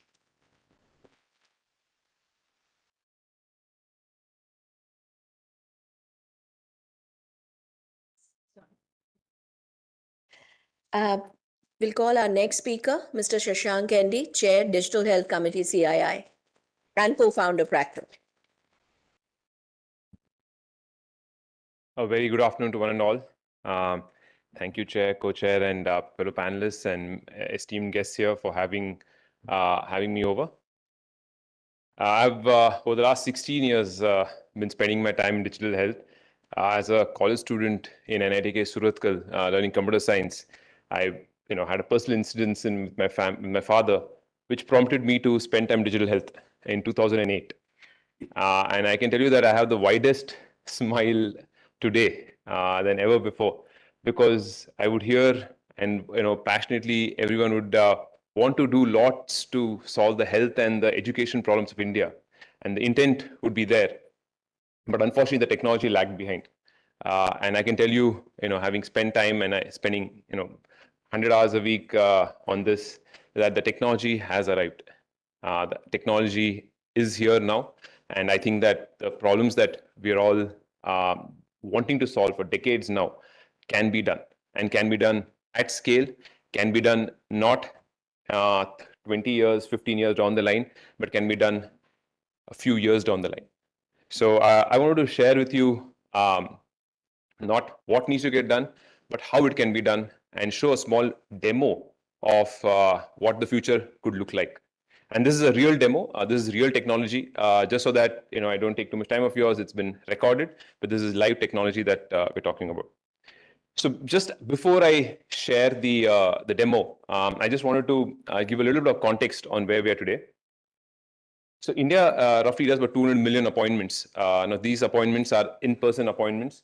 Unfortunately, we speak about our ability to use data and how do we use data. And Lavagalji mentioned about the fact that we have MIS data, we don't have rich data. This is just a representation of where we are today. This will get solved, but just sharing that to use the AI to solve actual healthcare problems, to increase longevity and make people healthier, you need structured data. That's only at 0.5 million. Only 0.5 million health records today are structured. What we mean by structured is that it is deep enough for AI to understand it, and like a doctor uses his brain, for AI to use its brain. 2 million, that's only 1%, are at least recorded that this happened digitally. Unfortunately, we lose 99% of this data to paper, and this intelligence is never collected at one place. It's left in the minds of each doctor. If we are able to solve this problem, the quality of AI that we can generate can surpass any other country. The population that we have will become our biggest tool and biggest aid. Just to share a quick slide about the challenges that AI will solve, and I'll show you why it solves. There are 5 quick challenges. The first one is, of course, access. The AI will be 24/7 available on the phone. So, telemedicine available today, like this AI is available 24/7. So anytime you can just pick it up and use it. So the ratio goes away, ratio problem goes away. Second is the doctor, because of the length of consultation is very small, because the doctor doesn't have time. And so very few things are communicated to the doctor.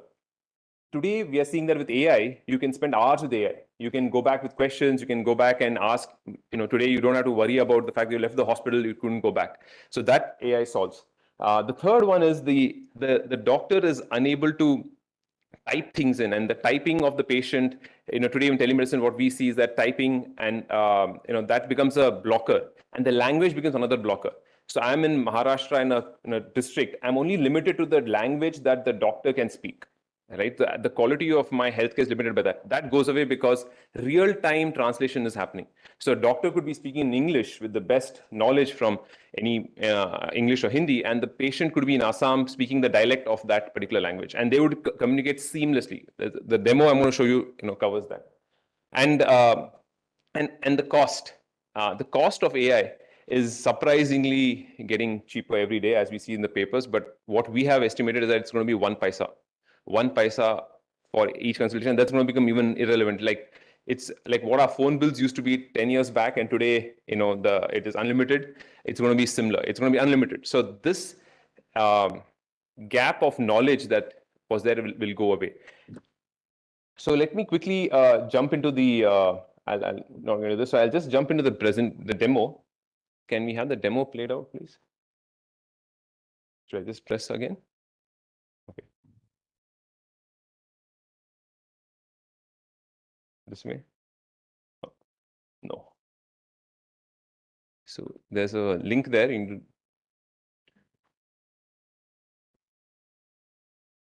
Okay, I'll just wait for it to come. So this is AI that is built for the doctor. The consumers today are not in a place to consume it. So just 1 second. Is the doctor 3 दिन से गला खराब है और नाक भी बह रहा है. अच्छा, ओके. और खाते टाइम आपको कुछ स्वेलिंग में गले में इरिटेशन होता है? हाँ, थोड़ा इरिटेशन तो होता है स्वादिंग के टाइम. अच्छा, कुछ बुखार या कुछ है आपको? कल रात को 100 का बुखार. So can you just pause it if you don't mind and restart again? निकल रहा है वो कैसा है? व्हाइट होता है या येलोइश होता है? You can't see. हाँ, कफ के टाइम थोड़ा डार्क येलो सा रहता है. अच्छा, कोई एलर्जी या? Yeah. So well, they'll this part of technology you're not even able to solve still, but I can at least tell you that what's happening here is that doctor is having a phone with him. The phone is just listening to the patient. The doctor is doing no typing, and as the doctor is doing the consultation, the phone sits next to him and listens to the conversation that the patient is having. And once the conversation has been heard, the AI automatically fills in the data into the HMS or into this thing, and it categorizes the data based on what the patient has said.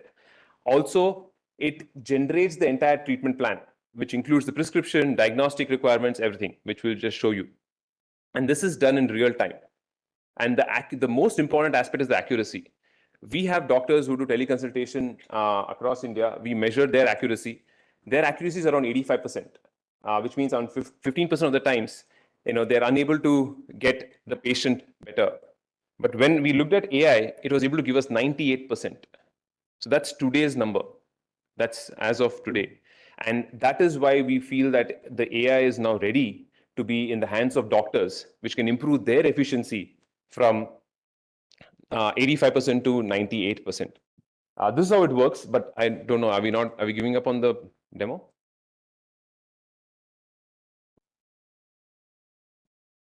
No, I mean, you just showed it, it went away. Can you try it again, if possible? Try it again. See, if you can just open the video that was there on the file, that's about it. You just double click the video and just change the screen to the video. Forget the slide. You downloaded the video, right? Just play the video. Yeah, just play this video. Yeah, perfect. So this is for the presentation, we're just showing a sample consultation of the doctor. Hi, हाँ रोहित बताइए क्या problem है आपको? Doctor 3 दिन से गला खराब है और नाक भी बह रहा है. अच्छा, ओके. और खाते टाइम आपको कुछ स्वेलिंग में गले में इरिटेशन होता है? हाँ, थोड़ा इरिटेशन तो होता है स्वादिंग के टाइम. अच्छा, कुछ बुखार या कुछ है आपको?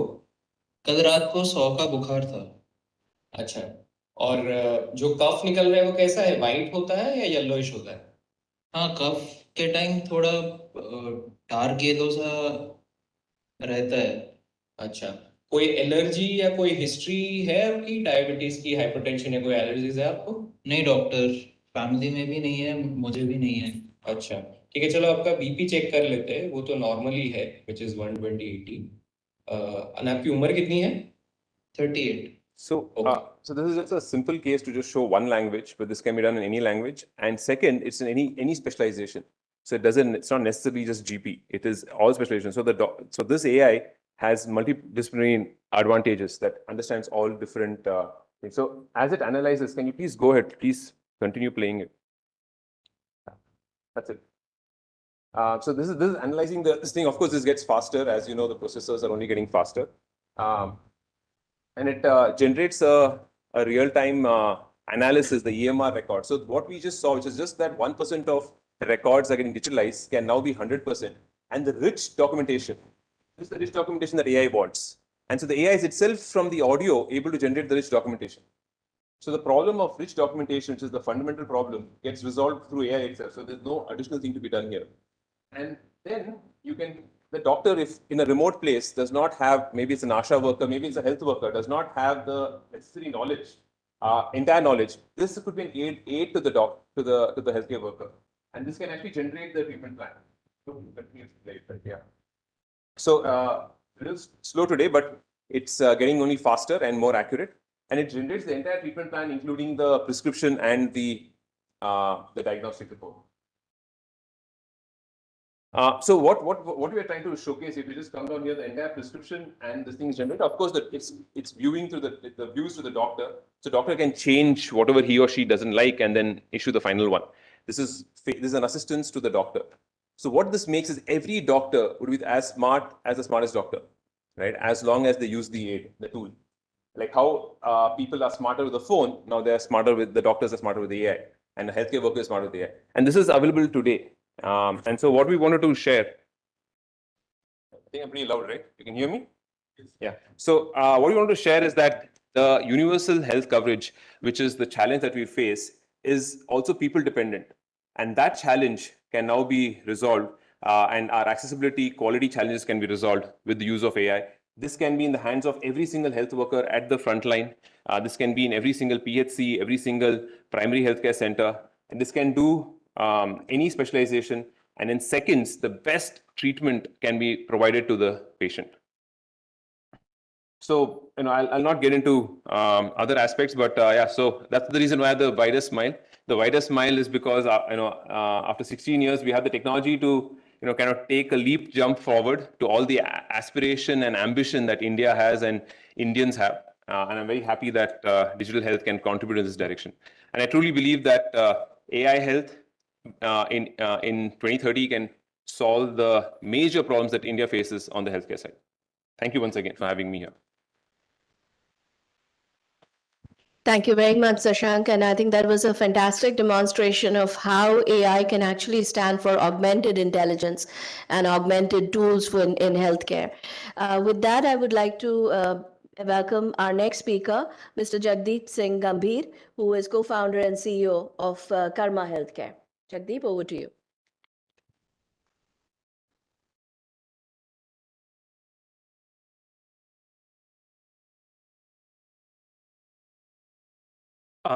Good afternoon, everyone. Thank you, Sankala Foundation, for calling me, and a warm welcome to everybody in this room. My name is Jagdeep, and I'm the founder of Karma Healthcare. We work over the last 10 years in the area of rural primary healthcare on the private side.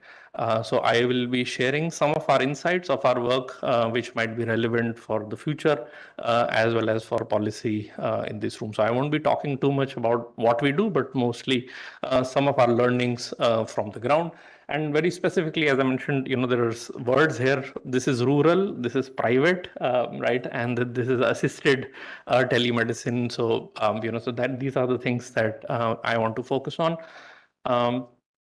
This is a conference on universal health coverage. So National Health Mission says that, there needs to be a primary healthcare center, private or public, within 10 to 15 kilometers. But let's look at what happens in Bharat, right, as we say. So again, sorry, click. I don't know which side the mouse. Okay, so again, this is data that all of us know. 60% of people in rural India still seek care from a private provider, and there is there is some intervention that we need to do on that as well. And there is again data from NFHS about shortage of specialist doctors. Again, all of us already know this, right? And on the, sorry, I don't know which slide this clicks. Okay, on the demand side, I think people, when there isn't enough doctors, end up seeking care as well as pay, right? So we are talking about rural, poor, universal health coverage. People end up paying money to seek health care, right? And they have to travel as well. If they have to seek quality health care, they will have to travel to a nearest city, public, private hospital. Takes about 25 to 30 kilometers, right? So this obviously all of us know, but the idea is that unless there is a private sector intervention, universal healthcare coverage for the future needs to be looked at, right? I mean, government systems are great, but I think there is there needs to be a collaboration on that as well. Yeah. So right now, let's look at how usually a private sector consultation in rural India happens, right? And this is probably what most of our fellow countrymen would go and seek healthcare from. This is a very non-glamorous picture, but there is a reason for this for reality, right? So if a consultation like that happens in India, you obviously save travel cost because it is right next to you. Okay, so is there a prescription? Shashank said 99% prescriptions, but there are many prescriptions which are not even recorded, right? So will you get a prescription? Will you have any accountability? Will a rural person even know what the medicine he or she was given? And can he even, from a human rights point of view, even know and question what's going on? I mean, quality obviously is not available. Chronic care, continuum of care, all those things, are probably not there. So, I mean, what I'm trying to mention is that, there are private sector rural interventions that are needed on this, right? So first, let's take you to a clinic, which we have. This is a clinic 30 kilometers from Ambala town in Haryana. As you can see, this is a paramedic assisted digital clinic. On the private side, you see a patient walking in, consulted by a pharmacist. At a clinic, there is a doctor in Mumbai who is doing a digital consultation. Again, all of us know this, right? It's also in the village, so there is saved cost. You have a prescription, full prescription in multi-language, that's available. There is accountability. You can visit the center. You can, you have the full details of the doctor, which is available. You have quality control. You have, and because it is digital, you can have NCD management, continuum of care, all the other things, right? So what I'm trying to mention is that asset light.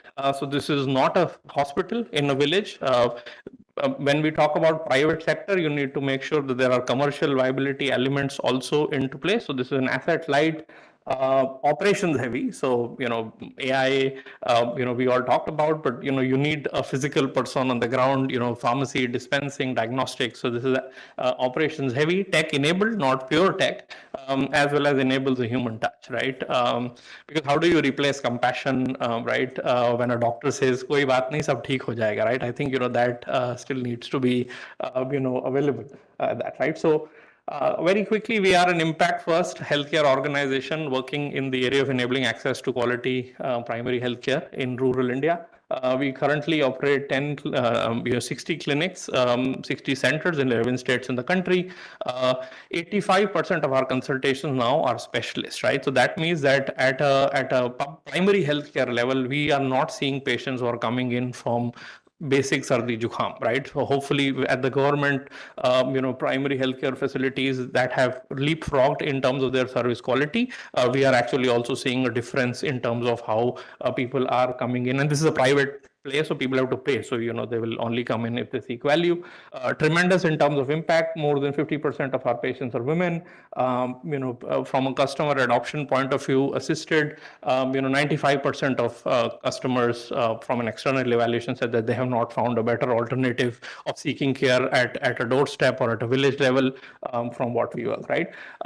These are some of our partners. The idea is that for us to do this, for the last 10 years, you need a combination of non-profit, for-profit, equity investors, impact investors, right, to do that. So, collaborating, creating an ecosystem is key on how we do that, right? So sharing some of our learnings that might be relevant, I think assisted is a key component that we believe will be relevant for rural. You need somebody who can convert the language, who can convert to 70-year-old rural women who probably does not know how to use technology to do that. So I think models which are assisted probably for Bharat are needed. For us to scale, and I think regulatory clarity is a key challenge. Digital, how it interacts, on the ground, Clinical Establishment Act, right, and various other laws. I know there are telemedicine guidelines, but there are still challenges related to regulatory clarity that hamper scale, and that need to be kind of looked at. We talked about AI and some interventions. Again, what are the regulatory bottlenecks if you have to operate on the private sector? Everybody will actually ask this question. This thing. Quality assurance is a must, right? I think there is also a downside to technology that you can if it is in the hands of people who do not follow ethical protocols, so that is a risk. So institutionalizing quality assurance mechanisms are important. Yeah, and I think as everybody has mentioned, I think a continuum of care and linking this to secondary and tertiary care is important. Models on the private as well as on the public side will then enable longitudinal care when a patient moves from the public to the private sector as well. So I think when we look at universal healthcare, and when we look at the future, our submission from our work over the last many years is that, we have to also look at the rural and also on the private sector to see, can assisted be also one of the models that needs to scale. Yeah. Thank you so much.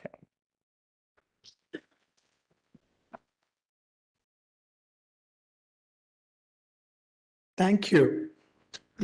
We will not have our last speaker, Abhimanyu, who is not able to come.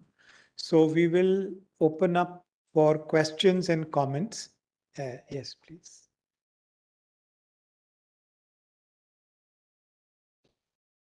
Thank you. My name is Santosh Matthew. I work with the Bill and Melinda Gates Foundation.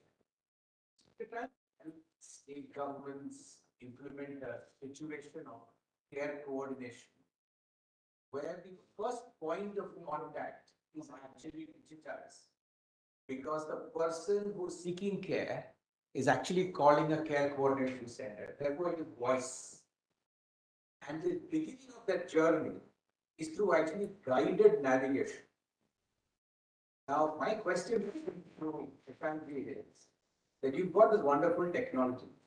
Is it possible to elevate this technology that you or some collective so that it can become a TPG that state governments can actually deploy? Imagine the situation. You're talking of prescription. Even more important than prescription is actually case history.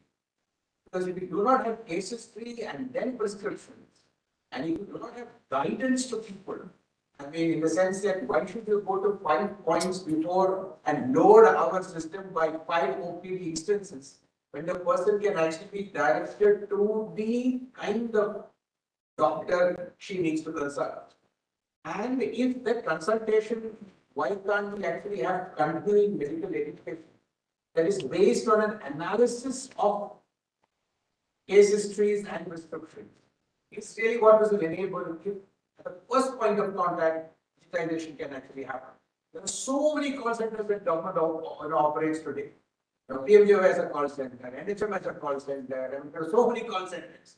they could actually capture voice and the cases can be given and appointments. The great thing that we see in Kolar is that they were rock solid performance in being able to give doctor consult appointments in government facilities. Just imagine if we can offer appointments for medicine pickup, for diagnostics, for NCD screening, for immunization, for family planning services. That's the new world that we could think of. Thank you. Thank you. Other comments or questions in the audience? Yes. Thank you. I'm Malvika from Sankla Foundation. My question is more to the doctors on the panel. How do doctors perceive technology? Do they consider it as a threat? Do they see it an enhancement of their skills? Would love to know. Okay. I don't know if, at least I can try to answer because I don't know if anybody is a medical doctor. This is a point that I was going to make in my concluding remarks as well. There is all kinds of trepidation and fear and lack of understanding in all sides because, and then people start talking to a doctor. You have seen conversations on dinner tables that doctors will not be necessary, AI will take over.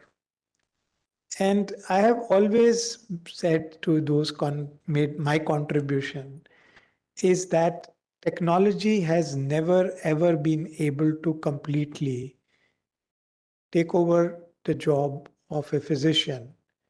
I'll give you one example. The biggest thing when Dr. Paul and even I was getting trained, if you wanted to be a pediatrician, you first had to understand murmurs. That was the biggest learning.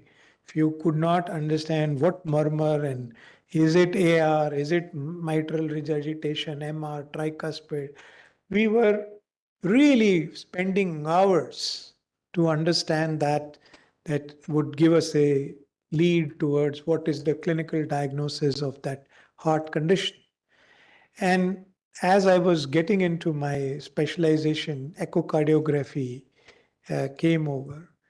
And people started saying, oh, now we will not need doctors, cardiologists. All it did was it made the task easier. So I will go with what Shashank is saying. It makes quality better. It makes your task easier.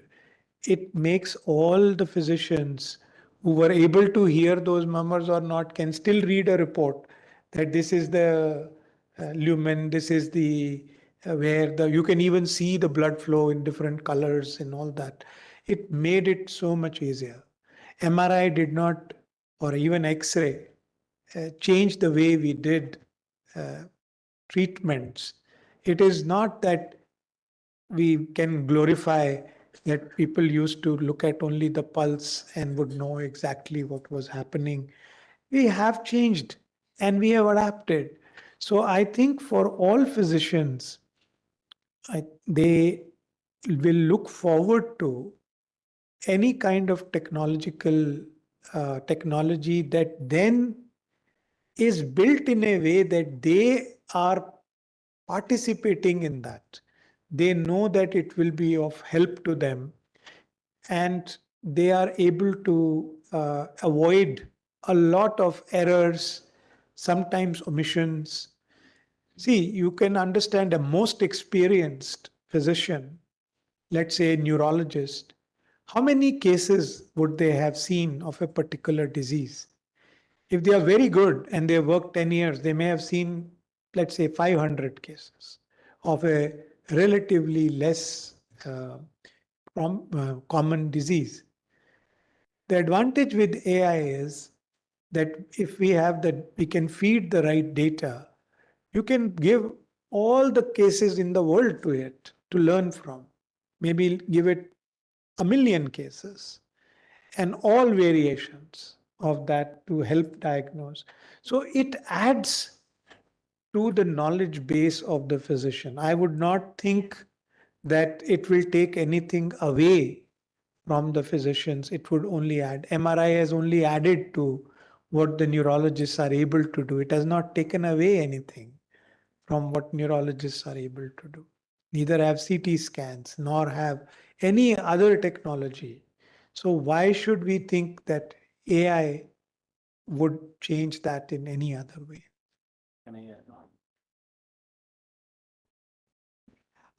So can a non-technical person respond to your query? I always, in a very lighter way, and always say, having worked in health ministry for so long, if not a doctor, I'm a compounder. So, what is the biggest problem? The biggest problem in terms of technology adoption is the disconnect between what technology people make and what a user need. If we can actually take care of that, everything will be taken care of. What happens is, technology people have to understand that the softwares have to be made in such a manner where the person who's going to use it will actually feel facilitated by it. I always used to give this example that if a grandmother whose grandchild is studying in US, no one goes to her and say, you take a training on how to do a VC or a WhatsApp video call. Because there is a need, she follows it, she learns it and does it. When it comes to adoption of technology, otherwise we say give trainings and all. If I actually make a software which is user-friendly, which is going to add value to a clinician, they will use it. So that disconnect has to be broken. That when the software is being made, as has been mentioned by Chair, that if there is an integral relationship between the clinician and the technology provider in terms of making that software, it will be definitely put to use. No one gave us training on how to use WhatsApp. We are selfish by nature. You make a software which adds value to me, I'm selfish, I'll use it. So I think that's one thing which has to be critically borne in mind when we are trying to create those technology tools. Second, sir, you talked about the care coordination, DPGs. I think what is very critical is when we talk about NLP, natural language processing, we're talking about it for years, we have seen demos again. I think what is the need of art today is implement it. Take it at scale in one of the government software. If I were to say eSanjeevani start using NLP tomorrow, and I use it as a facilitating tool in multiple Indian languages, it will probably have an accuracy of 70% today. And I keep honing it up. Within 1 year, or not even 1 year, 6 months, I think India will have a NLP program based on medical terminologies which world will not have. I think the challenge is not making DPGs alone. It can be done very easily. It's just that we have to start using it. I'm sure, I think if Shashank would like to add anything on that. Yeah. Yes, I think the consumer side, what we found in our analysis is that most of the challenges was the lack of history. History was the biggest challenge, and guiding both the doctors, of course, know, but might miss out maybe 10%. The patients, of course, don't know and they miss out maybe 90% of the things to answer. So I think guidance to the patient is equally important, and the AI can definitely do that, because AI, through structures will also make it less cumbersome. If you look at NHS, when you go for an appointment, they ask you, I think it's a 30-minute process of the number of questions that are required to answer.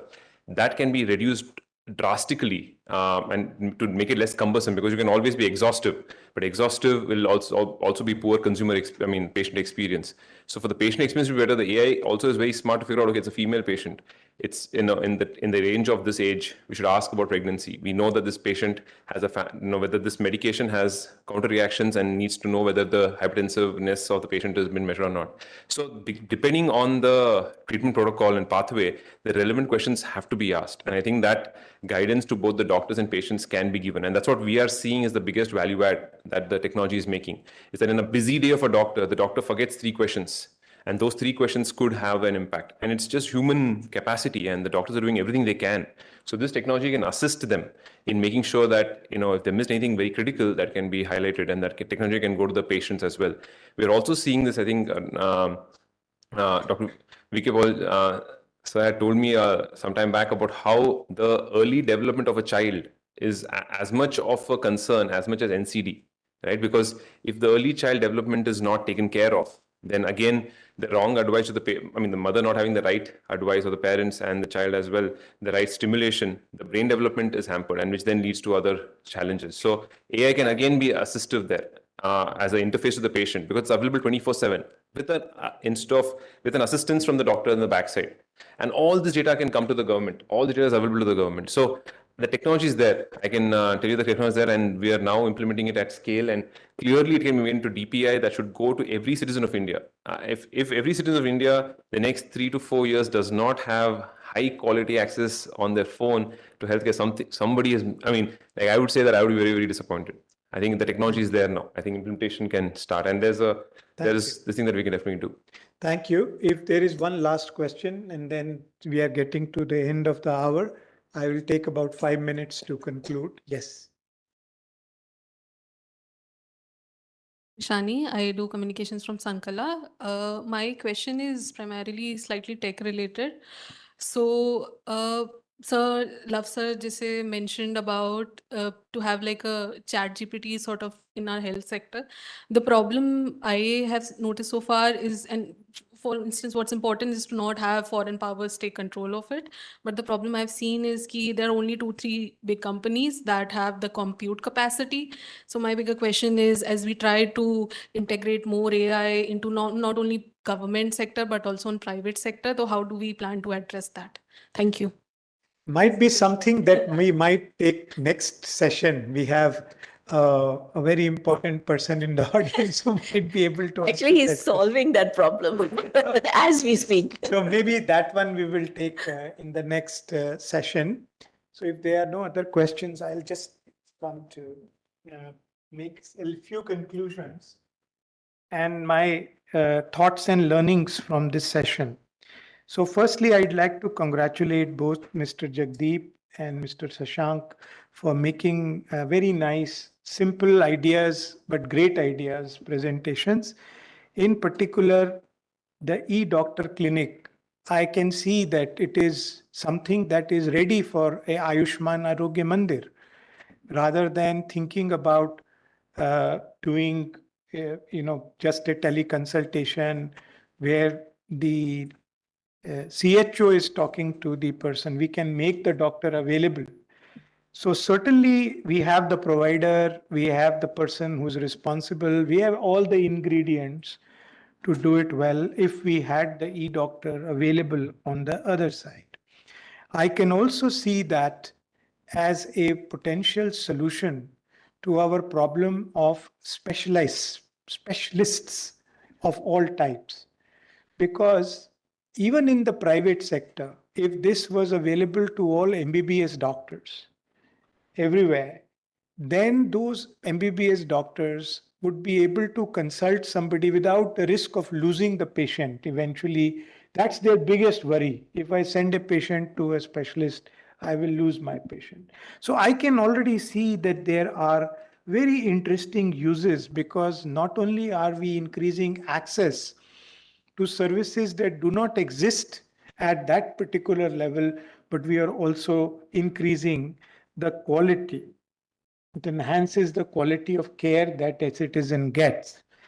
I think what you showed Shashankji is exactly what I was trying to say, that AI-powered assistance is something that, if what Love and I were saying, both of us were saying the same thing, that if it is built in a way that you perceive the need, it is not to be told to person to that you should use it. I should find it interesting. I should say, okay, I can now avoid making any mistakes on drug interactions, on anything. And imagine that how many student hours we spend during our medical teaching as well as our postgraduate learning on rote learning of information rather than application. We could have used all those time. I have, anybody who goes into a post-doctoral specialization has done 5.5 and 3, 8.5 and 3, 11.5 years of learning. Maybe 50% of that is rote learning of information, because there was no other way except our own brains to keep that. And now you have that opportunity. It will release that time and the energy of physicians to learn other things. on a different level. So I think it is a tool that will improve quality. What I really liked about it is what you were saying, is that it helps you digitalize a record. I will tell you this, we were talking to NHA, the CEO NHA reached out and wanted to have a meeting. We had a joint ICMR NHA conference, a small meeting on a Saturday where it was a brainstorming session. And we looked at whether the Ayushman Bharat data of hospitals could be used for AI. And we went through 200 records, anonymized records. I asked them, bring them and we will spend the day and we will look at records and see what can be done with this. And one of the biggest problems is that those data are collected only to give insurance money. So they do not have the depth. You take an X-ray, you did not take the digital X-ray. They took a picture of an X-ray by their phone and have uploaded. Now you can't use that for artificial intelligence as a database. However, if we prospectively, so even that changed the minds of so many people at NHA, and they said, we can prospectively collect data in a way that it will be useful for AI. So we need to think about this right from the beginning. And I like this tool because if it can convert voice to a digitalized record, it itself is a big help in terms of what we will need eventually. It is not just data that we will need. It is the high quality data that we need. I will only now talk about a few things from Lavji made some very, very interesting and important comments around how we can use what we have at scale. Because until you do that, if we were still doing UPI in 5,000 people, we would never have reached where we have reached. So taking this to scale, whether it is ABDM or what, but again, we noticed, we tried to look at that electronic health record under ABDM. We currently say that the citizen will be able to put their record. Now, certainly not be very helpful for AI, because the citizen will again do something like take a picture, put something in, right, get something from somewhere unstructured.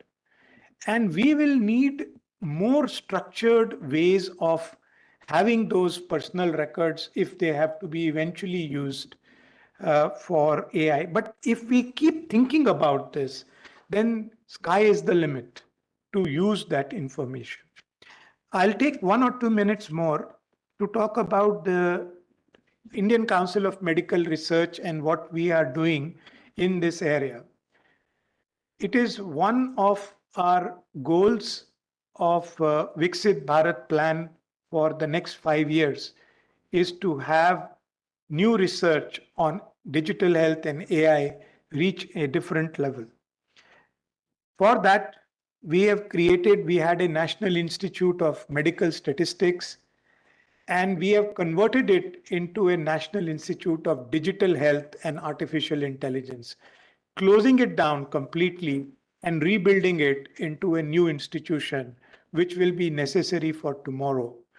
Because today we do not need to just learn how to do medical statistics. There is enough software and enough learning that we don't need a national institute. Similarly, one thing which you all should know is that when you have these products, how will they be procured? How will they be validated? Who will validate them? Who will regulate them? And who will say that they are really cost effective? And I think we are trying to create with Niti and with Sir's guidance, Dr. Paul's guidance, how to create those systems. Particularly, again, something which is a brainchild of Dr. V.K. Paul, a health technology assessment, where we have done the first health technology assessments of AI tools for reading X-rays and told that what is the cost effectiveness of doing this. Once it is done, then a state government or a national government or somebody else has the confidence to purchase that tool and use that tool for that purpose. So this health technology assessment is, I think, particularly important. In addition, we have guidelines on ethical use of AI in health research, for example. So those things are also have been done. In terms of data, we are very happy that we have a ICMR, Indian Institute of Science, project, or in fact, a center of excellence set up at IISc for creating gold standard diagnostic data sets. So AI is only as good as the data on it is going to be trained. You can only train a model on data that is really, if we can custom make that data, we don't need millions of patients. We might need actually reasonably small number of patients if there was enough variation in the data sets. And that is something that we are trying to create with this Center of Excellence. Similarly, there is a need for even research data. When I see the research data in the country, it is not available today if somebody would like to train their AI models on it. So what we have started is the National Health Research Data Repository. So any big projects where data and the one real good thing about research data is that you know exactly how that data were collected. They are always structured. There are questionnaires. There are structured formats, case report forms for collecting these data. And what we are doing is creating those data dictionaries, metadata, and these data sets so that these become a resource for all the future development of artificial intelligence based or digital health based solutions. So I'll just stop there. It was a fantastic session. Thank you for making those comments and the audience as well. Thank you and Jai Hind.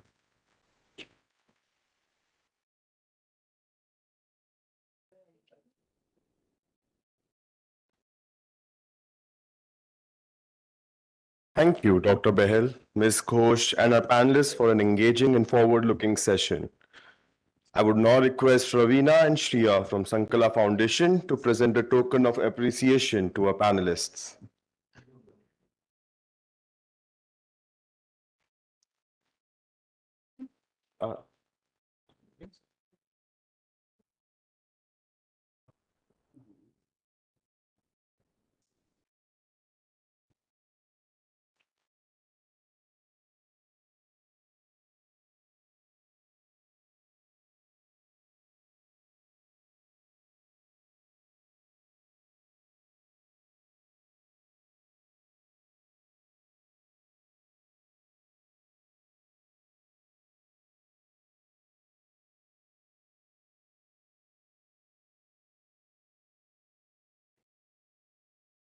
We now move on to our final technical session, Technology-Enabled Universal Health Coverage. This session will be chaired by Dr. V.K. Paul, Member Health, Niti Aayog. For our panelists, I first invite Mr. C.K. Mishra, former Union Health Secretary and Advisory at IPE Global. Mr. Mishra led the mission Indradhanush, the largest ever focused campaign to immunize children, and played a key role in managing COVID-19 response efforts. As Secretary, Environment, Forests and Climate Change, he made tremendous contributions for the well-being of nature. I also invite Mr. S. Krishnan, Secretary, Ministry of Electronics and Information Technology. With over 35 years of experience, Mr. Krishnan has held key roles, including Additional Chief Secretary in Tamil Nadu, and has also been the advisor to the IMF. As we all know, this is an era of digital technology and how it is used to improve quality of life and enhance ease of living. Transparency, grievance redressal, and accountability can be ensured by judicious use of information technology. He is providing huge push to various innovations and digital technologies to ensure universal access to healthcare. I would now like to invite Dr. Manohar Agnani, professor at Azim Premji University and former additional secretary to the Ministry of Health and Family Welfare. Mr. Agnani has taken voluntary retirement from the IAS. During his tenure, he was the nodal officer for India's COVID-19 vaccination program and received the Scotch Award in the Platinum category for health in 2022. He is also one of the key contributors to the report. Finally, I invite Dr. Pavana Murthy, lead IHIP WHO. Dr. Murthy is a public health expert in epidemiology, known for his work on disease surveillance and outbreak response. He developed India's integrated health information platform and led the WHO Health Emergencies Program. He also received the prestigious DG WHO Team Award for his contributions. We request all panelists to adhere to a time limit of 7 to 8 minutes. We will be giving gentle reminders after 8 minutes and a final reminder at the 10th minute. Over to you, Dr. Paul. Thank you very much. Good afternoon. This session is really about looking at the big picture, the policy landscape, and how we move forward with the next phase of transformation of healthcare, driven by technologies, digital technologies. We have a real, very, very eminent participation on this panel. Very honored to be here. Essentially, we are witnessing changes at an unprecedented speed. There is a revolution happening already, and it will only get accelerated. How should India respond to this by way of appropriate policy, pathways for having the technological prowess, creating our own solutions, ensuring leadership in the world, and of course, taking the solutions to the grassroots level. This is really the brief for this panel. I'm going to request C.K. Mishra, sir, to kindly, जैसे आप कहेंगे, sir. Right? So please take the stage and guide us. Over to you, sir. Thank you. Thank you very much, Dr. Paul. Pleasure to be with such an eminent panel here. And thank you, NHRC and Sankalp, for inviting me. The thing that struck when I was thinking about the session today is that finally some rights body is talking about health rights as well. So there must be something right about this entire conversation today. I have extremely eminent people here who will be talking about technology to you, explaining technology to you. I'm no expert on that, so I don't intend spending too much of time on that. But then hows and whys and whens are the ones really matter, because at the end of the day, it's not about technology. It's about healthcare delivery. I was very intently listening to Dr. Behel and his comments on the EHR, the records, and the interpretation issues that he was mentioning. That really brings me to one thing that I've always had in my mind. It is not about the availability of technology. It is about where and how we use it. Technology, to be very honest, in this age of innovation and startups, is in abundance. Claims of usage are also equally abundant. Are we really managing to deliver the services that through technology which we intend to deliver is a basic thing that I'd like to discuss. What had happened was that during the pandemic, this entire concept of universal health coverage got somewhat lost. because we were overtaken by events and when the best of health systems collapsed all over the world. The moment that cloud moved, we are now realizing that the only way to survive in a situation like that is to have a resilient health system and a good universal health coverage. Our problem with universal health coverage is that we do not have enough resources, whichever way you think, to really get to that point. So if you do not have enough resources and wherewithals, what is it that is going to help you? It is technology. So that is where the criticality of technology comes to deliver something that which you would have been otherwise unable to deliver, and perhaps in a much better and sharper way. Now, this brings me to this whole issue. When in 2017 the health policy of India was being finalized, one debated topic was, should health be a right? Nobody denies that it should be a right. But the problem is that the moment you create a right, it creates an entitlement. The moment you create an entitlement, you cannot refuse services. So before you create that right, you have to pause, step back a little and think that, do I have the ability to provide those services? And this is a debate which will go on for some time to come. So what are we talking about when we say universal health coverage? Basically, I mean, the language apart, that's English. In pure Hindi, it means access to all services with quality when and where I want it at an affordable price. These are the critical pillars. Let us see how these pillars interact with technology to ensure those services of universal health coverage.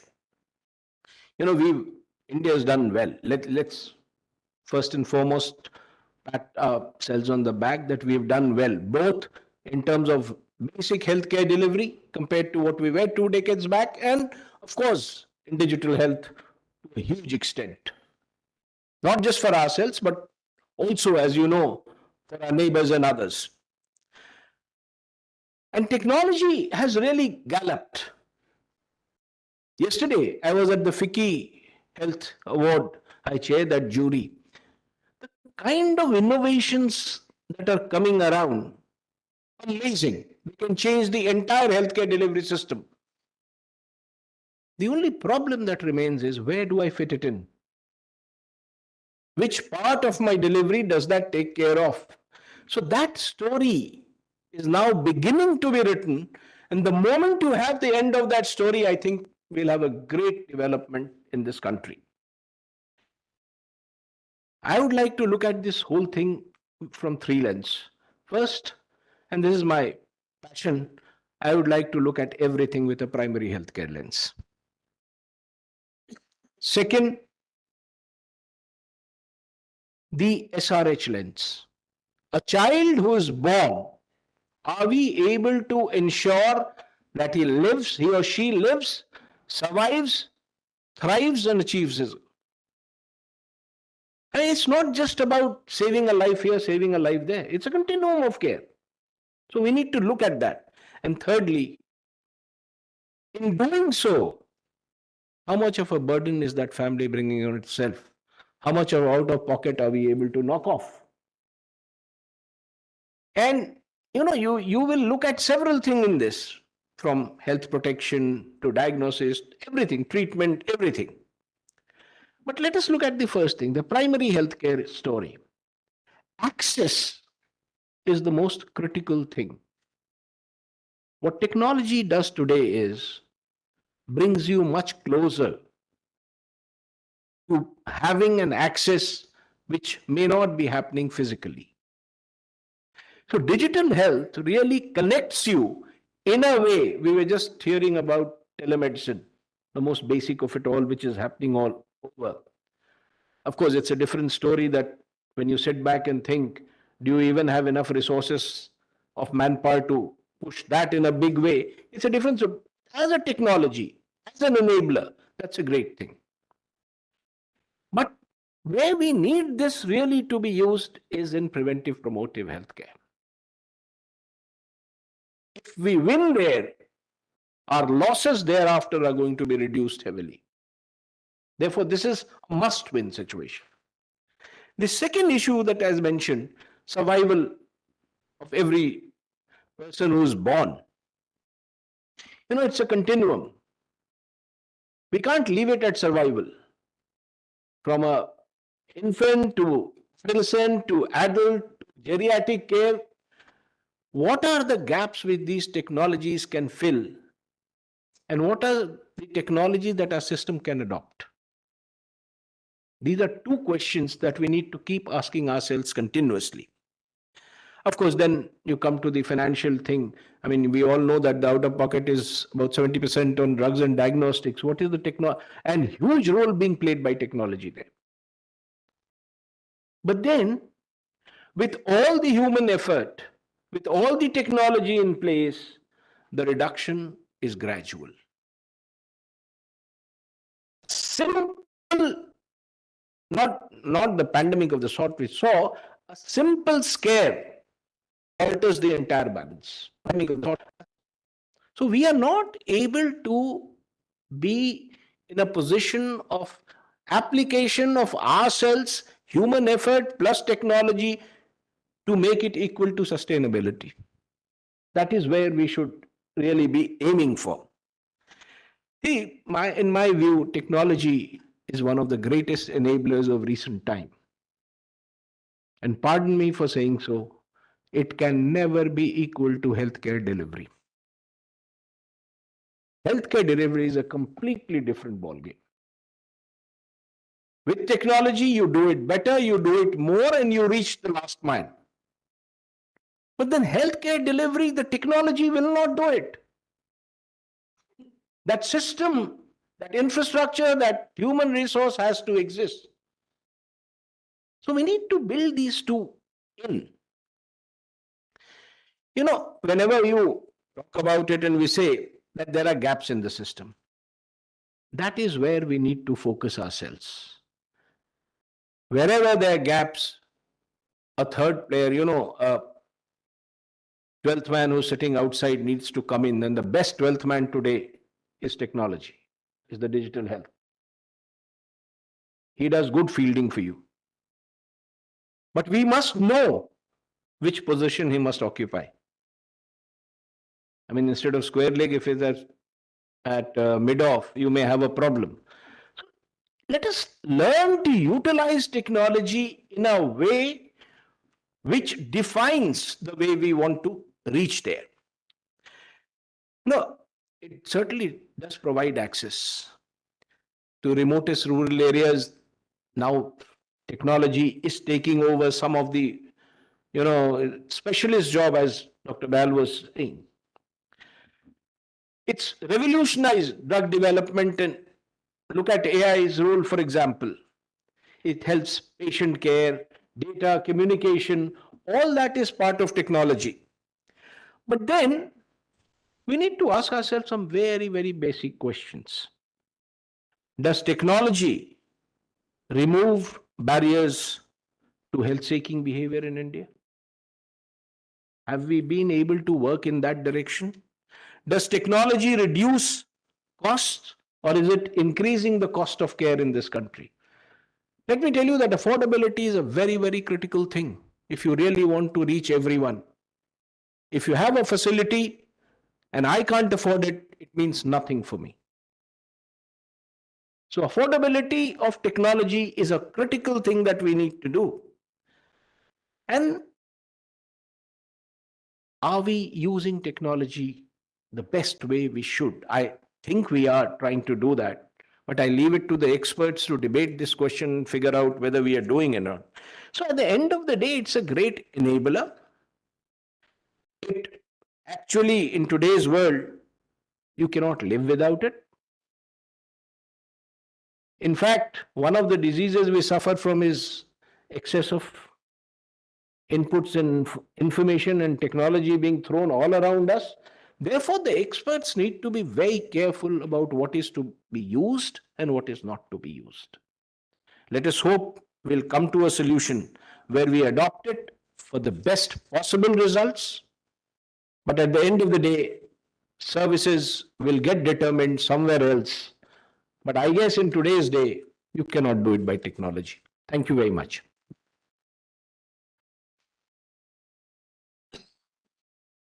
Thank you, sir. Thank you very much. May I now request Shri Krishnan ji to kindly take the stage. MITI is the lead ministry dealing with technology, digital technologies and AI. I'd like to know your vision, your thoughts, the path that the government is taking. Over to you, sir. And your guidance to, thank to you, the health sector. Chair Dr. Paul, Shri C.K. Mishra, former Secretary of Health, and someone one has looked up to for many, many years. Dr. Murthy, Dr. Agnani, ladies and gentlemen. I think let me take it up from where Mr. Mishra left it, which is technology is not the panacea for all of this. And I don't think I'm here to claim that it is. I think at best, to start off, we need to recognize that it's an enabler. It's a tool that can be used. It's a horizontal enabler which can be used in a variety of areas. And healthcare is one possible application where it can be used to a considerable extent to try and address some of the issues that they have, the gaps, as was spoken of, where we do not have a solution or where there is a problem. The second thing it can certainly do is enhance productivity, enhance efficiency, and make sure that things are delivered in a more effective, efficient, less expensive way. I think these are the big advantages that it brings to the table. It will never substitute for the actual content, and the content is what is provided by the healthcare professionals, the doctors, the nurses, the technicians, the diagnosticians, and all others. That is something that they would certainly have to do. So clearly, technology in a space like healthcare gets applied across, and it's a steadily increasing process. It gets applied across to the most high-tech tertiary services, and very often our emphasis stays on high-tech tertiary services and the more expensive medical devices, the more expensive diagnostic tools, and certain cases, even therapeutic devices which are developed all the time. Undoubtedly, a very important contribution and undoubtedly a solution at the final end. And all the way down to primary healthcare and also preventive medication, preventive medicines. And absolutely right, and particularly in a country like India, preventive healthcare, things that would enable screening of patients, things that would keep people aware of possible issues like non-communicable diseases, which are now so much of a threat, particularly in certain kinds of societies, and also in other situations where they are communicable, like we found in the pandemic situation. There are multiple ways in which technology can be used, technology can be leveraged to ensure that healthcare really reaches those who need it, or we are able to address the healthcare challenges in a more effective and more constructive way. And I think that is what we should really be attempting to do. Just to give you an example of, in preventive healthcare, where can it help? I mean, many of us, I'm not wearing it today, but many of us nowadays wear these bands, and it's increasingly common. That is amongst people who have automatically health-seeking behavior. I remember when I was secretary planning in the government of Tamil Nadu, we did this study. And now, of course, he's a big scholar. This is Karthik Muralidharan, whose big fat book on state capacity is what everyone's talking about. We did this study on non-communicable diseases and the way that you can tackle it. A number of issues around it subsequently, but the basic thing was to give people a tracker and incentivize them for actually having done the minimum number of steps and having taken the kind of measures that you wanted to.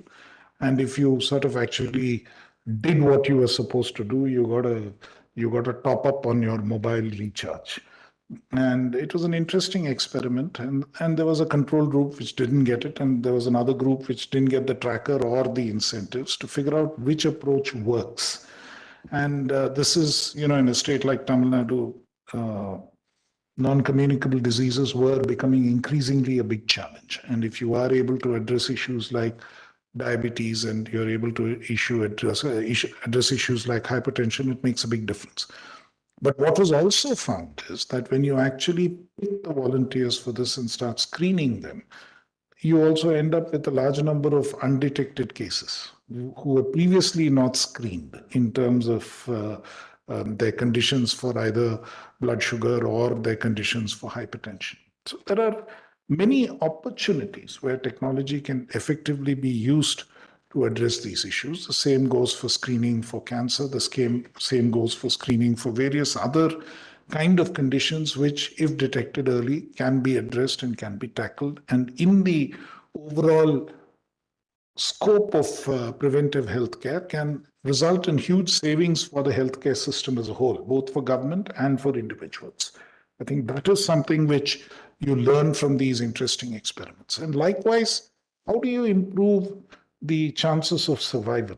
What can you do in terms of ensuring that a child, in fact, you even start before that. An unborn child has a chance of being born without too much of issue, has a possibility of then, making sure it goes through its entire immunization cycle, make sure that it receives proper nutrition, make sure that she goes to school, and the entire follow-up. And that is something which can be easily technology enabled too. There is the PICME database. You find a pregnant mother right at that stage, monitor through that entire process, and all of those schemes which the governments devise. This, I think now in the government of India, it's called something, but we've had this in Tamil Nadu for many, many years. It's called the Muthulakshmi Reddy Maternity Benefit Program, which basically means that money is disbursed at different stages along from the time that pregnancy is detected to the time that the child is delivered and the child is immunized.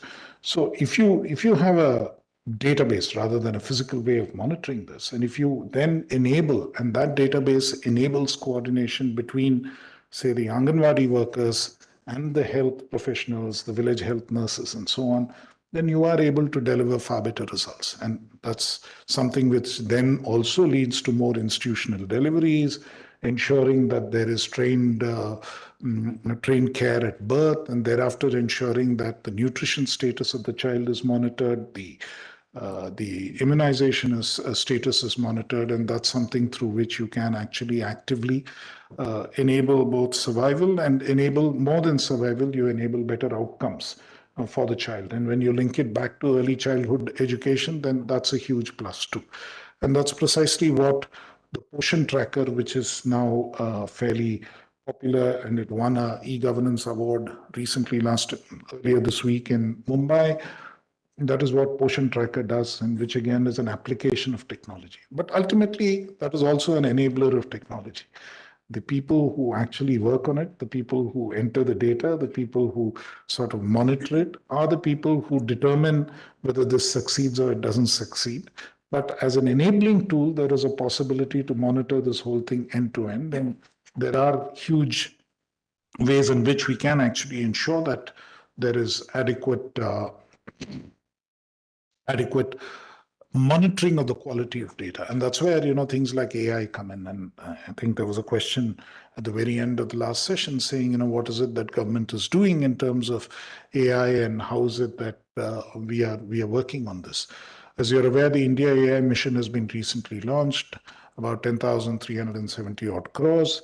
The main thing is, one part is actually providing the compute facility which would be available. And that becomes very crucial, especially health is so much about data and large volumes of data which need to be crunched, and therefore the compute facility becomes very important, and that's something that the government is looking to provide. And then there is this other thing about how do you get databases which can be analyzed? So, making databases usable And some of the biggest databases in India today are basically healthcare databases, whether it is the insurance-related database or various other databases, and they lead on their own to various kinds of outcomes and various applications which could be extremely useful.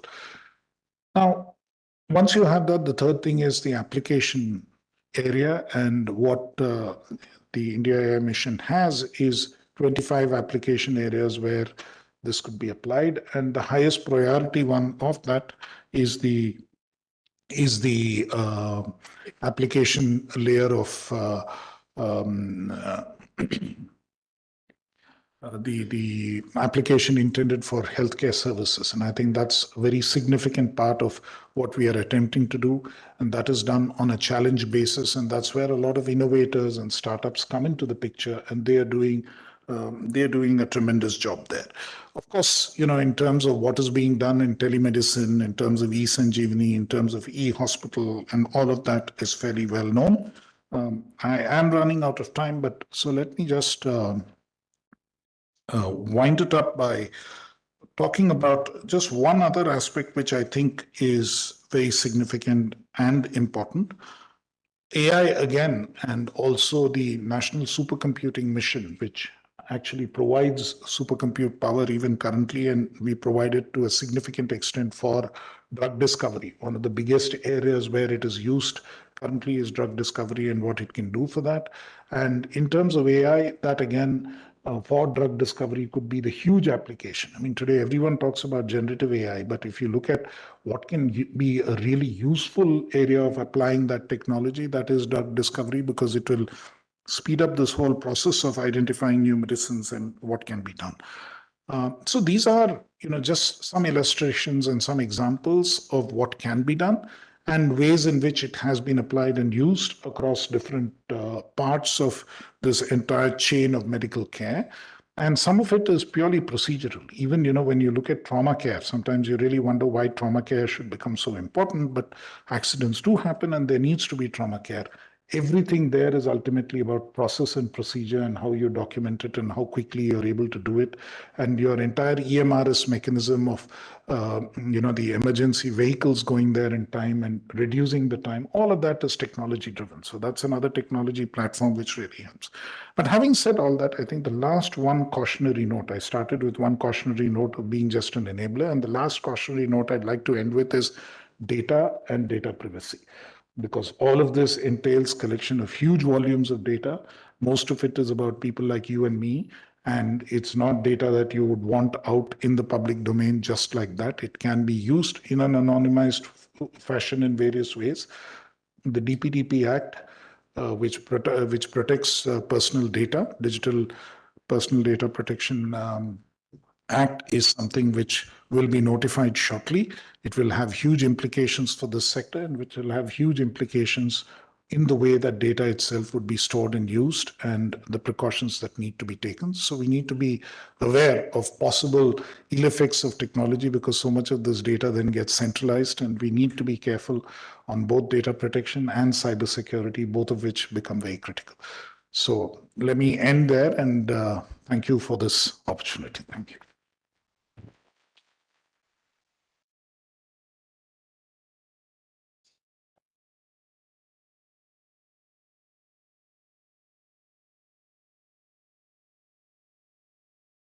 Sorry, Dr. Agnani. Professor Agnani, sir. Sorry. Absorbing what. Good afternoon. Over to you, sir. Thank you, sir. So I'm not a digital expert actually, and I have a privilege to be here since morning. So I will try to cover those points which are not discussed in detail, sir, and I will try to respond to the questions, sir, which you have framed, what India should need to do about this. So most of what I am saying is emerging from the work which we did in Kolar, studied that project 1. 2, there is a beautiful WHO framework on it. 3rd, there is a very good study which has been recently published, done by PHFI, Mutual Learnings for Mixed Health Systems toward Digital Transformation for Health. And also, sir, some of the experience which I gathered during the past. So what I gather since morning, that we know well that there are both utopian and dystopian views. Data is new oil or data is not a new oil. So you have all types of views expressed on this subject. One, digital health is dynamic in nature, that we should very well understand. Information asymmetry was the point which may expose people to exploitation in situations like our country, which is very important. And fourth is, which Monica Kocher tried to ask in the first session, that there is evidence to show that expanded application of new technologies, they have potential of creating digital divide and actually increasing the health inequities. So that's the knowledge. But then we should also understand the strengths our country has. So we have a growing population with smartphones and access to the internet. We have increasing trends of online consultations, especially by the younger population. And then we have many models to demonstrate that it promises low cost. So answer to your question, direct access, increased system efficiency, and improved surveillance. Sir. Tata is a model in that direction, which was presented in the morning, sir. And so there is an international consensus now emerging that equitable access to effective and affordable health services can be achieved through digital health. Sir. So having said so, Basant talked about the ABDM framework. We have a framework, sir. It talks about everything, right from ABHA to EHR to PHR to HPR to HFR to UHI to data security, privacy, consent management, health analytics, patient rights, empowerment, training, capacity building. Everything is very well written in the ABDM framework and guidelines, sir. Now, I just want to make a case from the health systems perspective. So there is a very good model on that. So now since I teach, so I try to analyze it from the health systems perspective, and I will take 2-3 minutes, sir, on that. Few stakeholders, and without any offenses to any stakeholder. So first is policy makers and the technology experts or innovators. So there is a big gap in the understanding and perspectives of these two. So policy makers, they need to be updated about emerging technology, and evidence says that that doesn't happen. And technology experts also need to understand the governance. So that is one point. So we need to create institutional framework to incorporate these digital health innovations into the health system, for which National Health Authority or National Health System Resource Center or even the DG ICMR said about the STA and other platforms can be very effective. Now I come to the second stakeholder, which is service providers in our country, where we have mixed health systems and pluralistic health systems. So regulation to ensure that health services are safe and effective. We have all types of players. And when it comes to the informal service providers, then we will have to monitor and incentivize both to these players by using digital innovations, and public health system will also need capacity building to establish the referral linkages. But my third stakeholder is private sector. So you know that there is a now concept of commercial determinant of health. So it has been coined by Kickbush and others. They say that how social, economic, political and environmental factors combined with the power of private sector could negatively impact on health outcomes in the absence of, I quote, in the absence of effective governance and transparency. So we need governance and transparency, which Dr. Paul sir has asked about it. And now coming to the population. So population, Secretary IT sir said that issues of privacy, issues of security, issues of consent management. And now you are coming with the data protection bill, but also think that you need data. And this data is required for development of new products and services. So there is a conflict there. On the one side, you are wanting to protect the data, make it privacy, security, and consent management issue thing. And you also want to use this data. So the answer, which has been very well said in this conference, I'm not saying anything new. Answer lies with the creation of development of the digital public good. That's a must. Along with the value framework, which has been argued by Christensen and others.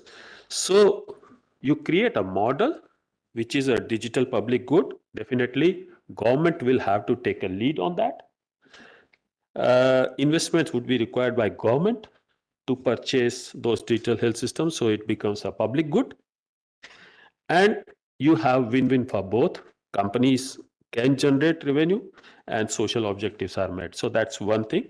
And value framework will be very much important, which in one of the very important studies, because of time constraints, I will just explain.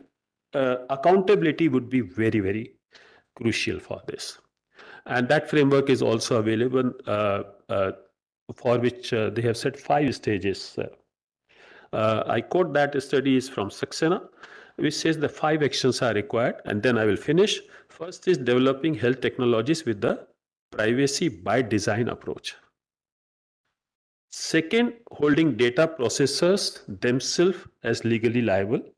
And third is important and relevant for our country, keeping the collection of health data minimal and limited. So most of the countries are struggling with the data, a lot of data, and they are not able to handle that. Australia is one good example. Fourth, they say that not assuming consent at the patient entry by giving repeated consent processes options to opt out. But that will also be a challenging in a situation where you have a lot of information asymmetry, and C.K. Mishra sir said that how you improve the health seeking behavior and how you bridge that inequity which this digital divide has a potential to actually increase. Then building citizen patient population level awareness of data privacy issues and risk will be very, very important. So I personally see a case for data, digital health, because you don't have any answers to that. You don't have alternates to that. It will come. It has to come. And the basic approach should be that how best we equip ourselves to understand the developments in that sector, how best we make all the stakeholders without any biases towards any particular sector. We work together, create a digital ecosystem with accountabilities in place, with citizens' concerns in mind, and with government making all those investments from its end. Probably then, of course, yes, I'm very confident. We have shown it several times. We can be the leader on digital health in the country, in the world. Thank you very much. Very much, Nani. Thank you indeed. May I now request Dr. Bhavana Murthy to take the stage, tell us about the thinking within WHO, global thinking in this very important area, and how do you position India in that game plan? Thank you, and respected V.K. Paul, Mishra, Krishnan, Gnani, and senior colleagues in the audience. Love is also there. Thank you. He has supported us in this integrated health information platform to where it is now. So basically, I want to see if I can also connect this game changer, as we call it. We also heard from the earlier sessions that the world's online largest digital surveillance portal. So I think that is what we are talking about. And we are talking about technology today. So it has a cutting edge technology, and it is actually one of the digital backbone of the India health system. And it provides real-time surveillance for diseases and policymakers to take action. I think that's the biggest advantage. So this was actually developed, Ministry of Health and Family Welfare. WHO supported this initiative. Of course, there are two things. One is science and then technology. If science is not there, then it also fails. So we have to constantly feed science into technology to make this a big success. And I would say that this is one of the few pilots that went from initial few states to the entire country. And it is still scalable. And we have now integrated nearly about 10 national programs in IHIP because of its interoperability. So there is a data integration. So it has information from human health for decision makers. So it helps to collect, integrate, analyze data from all across India. And now we are dealing with nearly about 50 health conditions and pathogens. So especially for epidemic prone diseases, it helps in the early detection of outbreaks, and it helps us to respond faster and also to help us realize public health threats. Recently, we have the Nipah, we have Zika coming in some of the states, we have monkeypox, which came in. So this platform is actually helping us to monitor the situation and help the policymakers to make a decision. Let us see how this is very powerful. Of course, this is an open source. It provides real-time surveillance for cases. It monitors the events as they happen. And it is crucial for timely interventions. And it prevents from small outbreaks becoming into an epidemic. Earlier, if we did not take action, it blows out, and then we have to do more control measures. So there's more morbidity and mortality. So that is one thing there. And then it also has information by person, place, and time. So you can actually pinpoint where this disease is occurring, which place, which village, and who is this person. And it has geo-coded data. So this is one of the technology that has helped us with key benefits. And it has actually helped the ministry it reduces the data information fragmentation, and it also provides a single platform for the country to operate across the health systems. Now, the other thing that I said is interoperability. And when I say interoperability, of course, you know the public health data flow in the Indian context. It has villages to sub-district, to district, to state. And the platform allows electronic data flow from health workers to PHCs, to block level, district, to state, to national level. So there are mobile applications and there are web-based applications which capture the data of the patient and also for follow-up of the patient at a later stage. So we have now this is a paperless system which is documenting the cases or diseases across India. So the strengths are, of course, it can actually connect and the earlier disease platform was very aggregated data. It did not have, it was a paper-based collection. It was weekly data, so it was not very useful. But now this is a disaggregated data. We have nearly about 50 health conditions which are providing real-time information systems. It has very detailed analytical reports that help the decision makers and integrates other surveillance programs and other national programs to have a more holistic view of the disease. So at the lowest level, we have applications. Of course, you see this is people can use the mobile as a instrument to record the data. You see this is a health worker of a sub-center. So every sub-center is connected through this platform. We have nearly about 180,000 sub-centers who are documented in the system. And we collect information of the ANM, who is their supervisor, who is their doctor, etc., and also the patient information and the diseases, who lives in this house and this geolocation of this house. Everything is captured in this platform. We also have another app, which is the presumptive and laboratory app, which is also used by the doctors of the health facility.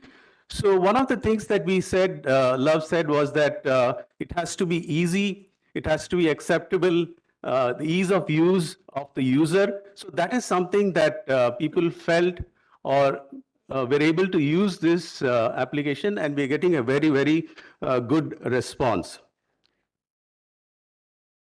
Then we also talked a lot about the media, and we also have a media AI tool in this platform.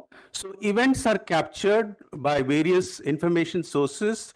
We have nearly about 90,000 articles from YouTube, research papers, etc., on a daily basis in 13 different languages. So these are processed in the system, and events are triggered, and they are put to action. So they are again sent to the districts to verify the shortlisted events, and the district officer actually verifies these events and puts it back in the platform. Many of these events have also become outbreaks, and we have prevented outbreaks through the media AI tool. We also have gone one ahead using the community reporting form, which was also launched. So anybody in the country can actually report an event. They have to log in into the system. There is an OTP identification. Once they are authenticated, they can actually alert the system, and it is separately analyzed. And we are getting very, very good information from this community reporting tool. So overall, I think it is a very good data-driven platform. It is helping the policymakers. It is also helping in the spot trends of the various diseases. It has also helped us to identify emerging health threats, make quick decisions, not only for us, but at the district level and at the block level. They're making their own decisions using this platform. So we are tracking about 50 health conditions, and you can see different applications using this. HMIS is one, IDSP is one. We are also having the malaria application. Now the vector-borne disease control program is using the application. Climate and environment is using the application. One Health and Zoonosis is another one on board. So like this, around 10 national programs are using the platform. So I would like to this is my last slide, but how I would like to connect this to, I think, the universal health coverage is that the healthcare access, it reaches the population, it reaches the entire population. So I think that is one thing that the services are going to the last mile. It reduces the gap between the urban and the rural. And one of the things that we heard earlier is strengthening primary health care. I think that is something that it integrates in the platform. All the primary health centers are connected and their sub-centers are connected. This is very critical for preventing diseases and taking timely public health action. So it also decreases the cost of care. And therefore, I think this is a very good thing for even scaling up further in the future vision. Thank you, sir.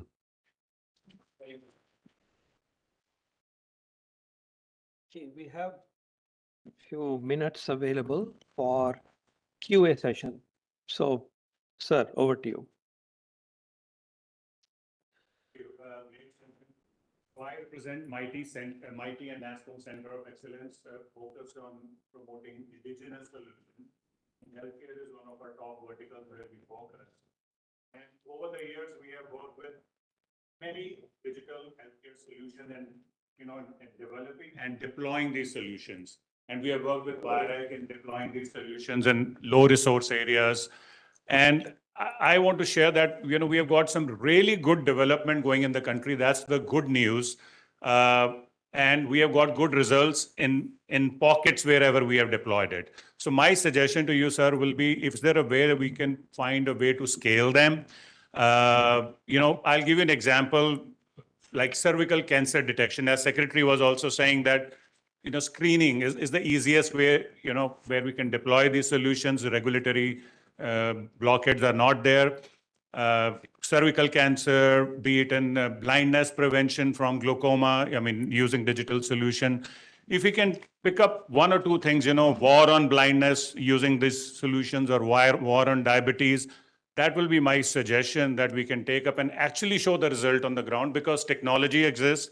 We have the results, and that's what my take will be. Thank you. And to Mr. Mishra's suggestion, we may be 12th man today, sir, but I think we'll become 11th or 10th man in the team. Thank you. Thank you indeed. There will be opportunities for this. My team is taking a note, as well as the organizer in general. Mr. Sir, so on the sharing and knowing the developments by different companies and groups, we look forward to interaction. The opportunities will be created. Sir, आप कुछ कहना चाहिए? Oh, well, thank you. So, any other query, even a comment, which is a luxury with time? We are doing very well with time. Okay, okay, ma'am. It is just a small comment or a statement, sir. So while we are being focused on collection of data, the analyzable data is important, yes, but most of our focus of collection of data is in the public sector. It seems that we are largely missing on the private sector, because most of the population of India, a large chunk of population of India still seeks treatment from the private players. And the data, the private players are sitting on a large chunk, a big amount of data, which has to be introduced into the system, sir. Also, the collection of data has to come from the laboratories. If we are talking about the surveillance of diseases, then the data has to come from the laboratories, not only the public laboratories, but also the private ones. That is my Thank you. Madam. Point Thank you. taken. Absolutely, point taken. Anybody else? Okay, so we are into the conclusion of this particular session, and my reflections are that the panel has really highlighted the reality check, focus on primary healthcare, coming so strongly from Mishra sir, focus on prevention, focus on reach, focus on enough of supply side interventions, availability, so that one day in NHRC meeting we could really say that there is an entitlement for health, and health as a right can be achieved. So you did a reality check to us, sir, but you also very correctly highlighted on the need for a strong primary health system, and also said that the delivery of healthcare system is truly a multifaceted system, multifaceted effort, where at least in the foreseeable future, technology will not overtake human resources and connect and managerial successes for delivery of drugs and primary healthcare action, preventive action, disease control. So please, it's a good reminder that public health is a very complex animal, and technology will change hell of a lot. But let's not forget that we have to be very mindful of a strong health system. Krishnan sir, thank you very much for summarizing the initiatives. In particular, I would like to encourage the India AI mission that has been brought out. It's now underway, it's been sanctioned, and it provides opportunities to the health sector to latch on. And sir said that health is a key priority. If you read the document, it is actually very, very prominent, and I think we need to capture on that and capitalize on it. And sir, I hope you will create opportunities for health care stakeholders to be able to join hands with your teams and guide us that very quickly, efficiently, we make use of this resource that has been made available. And thank you for also telling us that the progress is on board with regard to the privacy issue. And we'll remind you, sir, are concerned about cybersecurity and fraud. Cybersecurity, fraud, very worried. So the citizens are very worried about fraud, and this happens in many spheres, but it could also happen then in the health sector. Dr. Agnani, आपने बहुत अच्छा कहा. Need for institutional frameworks, stakeholders coming together, agreeing on transparent and agreed pathway, technologies, policy enablers, need for regulation, and need for curated data. And Dr. Murthy, of course, you lined out some very successful use case already in operation, and perhaps the most effective one in the world.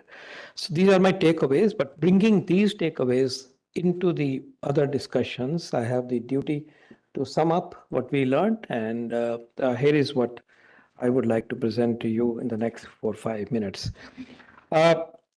Firstly, perhaps there are 5 points, I think. Firstly, this meeting, these proceedings have showed us that as a way forward, situation is ripe for more efficient, more comprehensive use of digital solutions of the day and AI-enabled solutions in particular in primary healthcare space.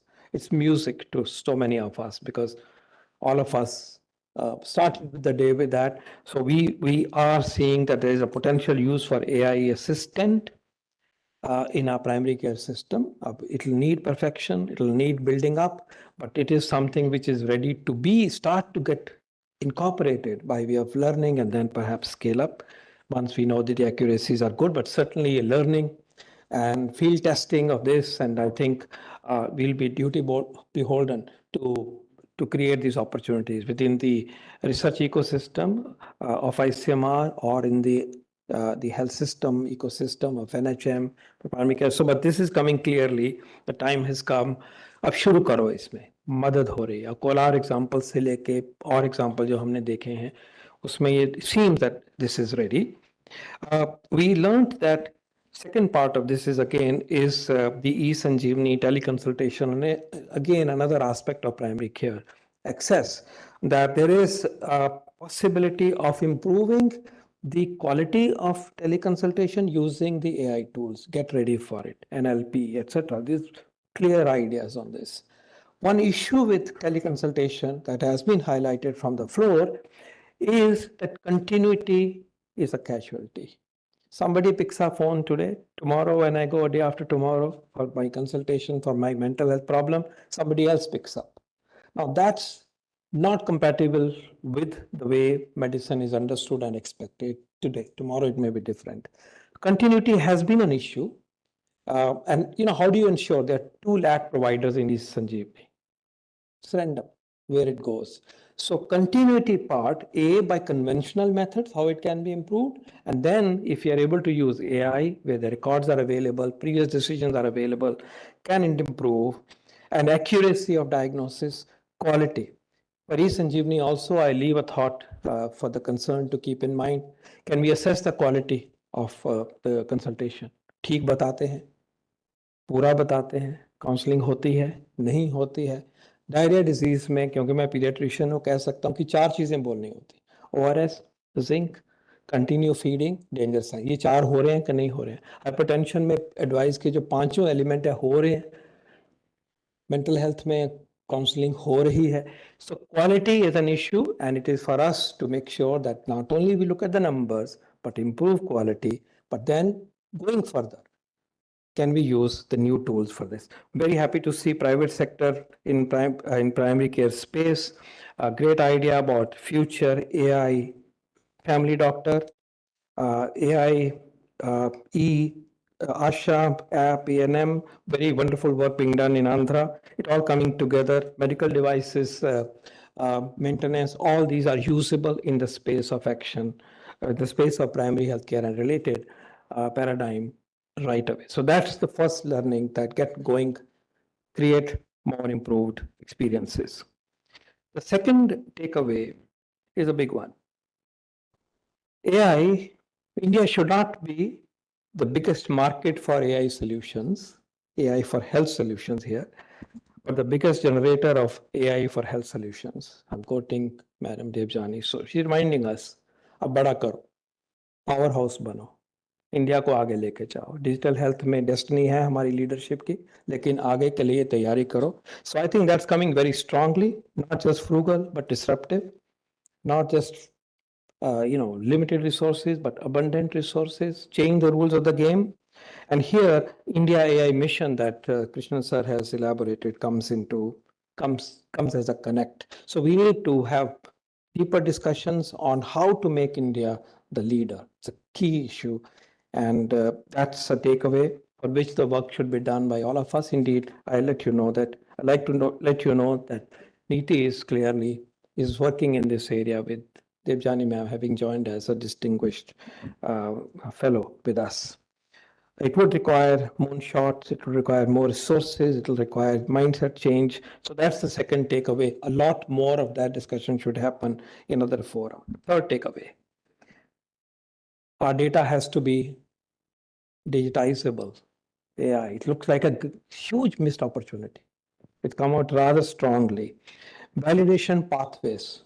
AI जो जवाब देता है कह तो दिया कि मदद करा, वो ठीक मदद कर रहा है कि नहीं कर रहा, पता नहीं. अभी उसको बारे में श्योर नहीं है. And we need to validate that. Accuracy, what range of accuracy? 97% means, in confidence interval maybe from 50% to 99%. What do we mean? So we need to know validation. Standards की बात हुई. Regulation in health sector भी कहा गया और regulation in AI for health sector भी कहा गया. दोनों चीजें कही गई हैं और कहा गया है कि again privacy and fraud issues. So this space is one about ecosystem that we need to create. That's a enabling ecosystem, but then we need hardcore capacities of compute, hardcore capacities of hardware, and all the talent that is required. So work to be done is being shown to this afternoon. We are shown that mirror. किसके लिए करना होगा. Fourth, it looks that there will be a transformation of medical education and health professional education. It's my reflection. It will change. Are we ready for the change? Looks that one area of work, doctor getting replaced by AI. I think by the time the doctor gets replaced by AI, a lot of the rest of the society will also get replaced and AI may take over. So that's, just keep that in mind. But लेकिन एक चीज है कि education बदलनी पड़ेगी, adapt करनी पड़ेगी. Time has come that we start taking early steps for it. I can see that physician tasks may be helped by or to some complemented or even substituted.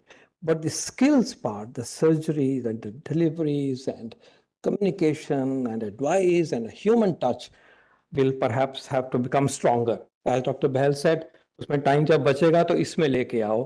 तो मैं कहना चाहूँगा कि एजुकेशन के स्पेस में हमें सोचना चाहिए, काम करना चाहिए. It is integral to universal coverage. So that's my fourth one. The fifth one, the last one, is that clearly we are at the cusp of now version 2.0 of digital health transformation of India. Let that be stated in this meeting. 2.0. Because कुछ हो गया, इतना कुछ हो गया, leadership भी है, इतना हमने सुना और बहुत कुछ जो प्राइवेट सेक्टर में हुआ वो आज नहीं सुना, वो भी इसके भी होने चाहिए. So now when we move into the next phase, it's more complex, it's more aspirational, it's more competitive. So the Amrit Kal version of digital health transformation is just about unfolding.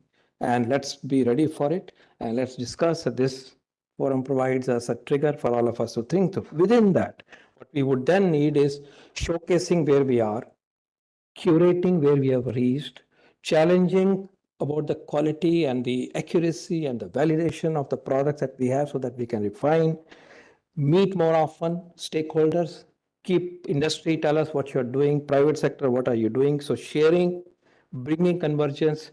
I truly feel a bit guilty that we don't have private health sector in enough, and you made the right point in the room, but of course, this is not the only meeting.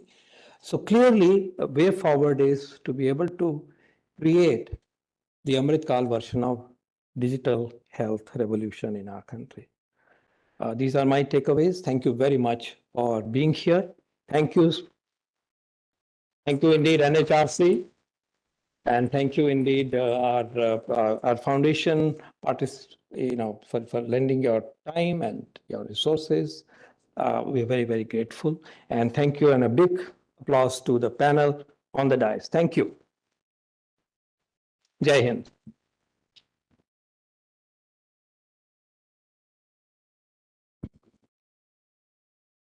Thank you, Dr. Paul, for your concluding remarks and for chairing this session. Thank you to all our esteemed panelists for this enlightening discussion on the future of healthcare technology. I now request Ravina and Shreya to present a token of appreciation to our esteemed guests.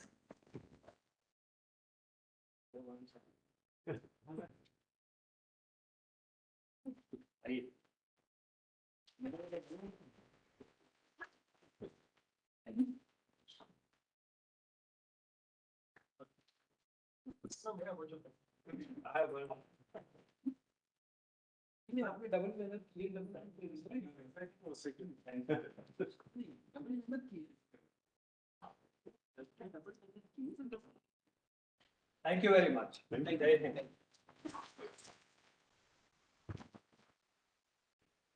I now request Mr. Bharatlal to please come forward and deliver vote of thanks.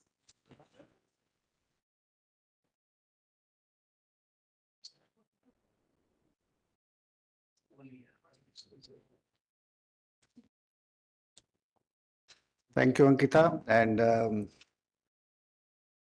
I think after such a wonderful discussion, I don't think anybody has got the appetite to listen much.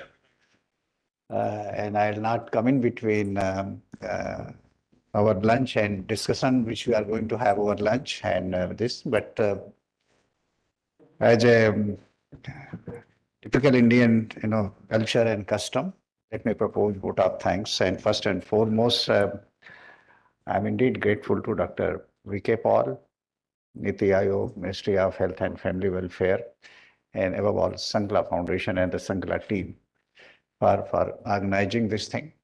Let me share with all of you that Dr. V.K. Paul literally hand-holded, since the beginning that if, and not if, it's only a matter of time, if India has to take its rightful place, if we have to realize our full potential, it means education and healthcare. These are the two important things. And in healthcare, without technology, well, we can't realize a full potential. And not only for India, but for developing world, and maybe for developed world, we can set example. This digital health holds that kind of promise. And the study which was done by Sankla Foundation and Dr. Manohar Agnani, Dr. Salini Singh, they guided and this thing. I think this Kolar study has come out a very good example, and there are many Andhra Pradesh and many government of India, eSanjeevani, this effort is basically to bring everybody together. From our side, NHRC side, our concern is, as you know, that poorest of the poor, weaker section of society, they must get benefit of, they should not be left out. This is the government of India's approach. No one is left behind. So we are working with everybody. Our belief is, National Human Rights Commission genuinely believe that this is the time and era for youngsters, technologies or medical process for you. And I think the huge contribution you can make. And this was a small effort to bring everybody, on the same page. Friends, I'm really grateful to Secretary Health and Family Welfare, Mr. Apurva Chandra, Secretary Meti, Mr. Krishnan, C.K. Mishra Sahab, who has been my mentor, Manohar Agnani, and so many officers, who came and who shared, this thing. I'm also thankful to representatives from UNDP and WHO, who came. More importantly, the private sector, who's participating in big way. Dr. Rajiv Bahal, Director General ICMR, brought a very new perspective in the kind of things he's doing and facilitating. And I'm personally very grateful to everybody. So I also thank my own colleague from National Human Rights Commission, our Joint Secretary, Mr. Devendra K. Nim, and his colleagues who helped basically in organizing this those things. So once again, a big round of applause to Sankla team for organizing this. Last, I take this opportunity to invite you over lunch so that we can discuss further. This discussion must continue. So my humble request is that unless you don't have any compulsion, please join over lunch. Thank you. We look forward to see you again. Thank you.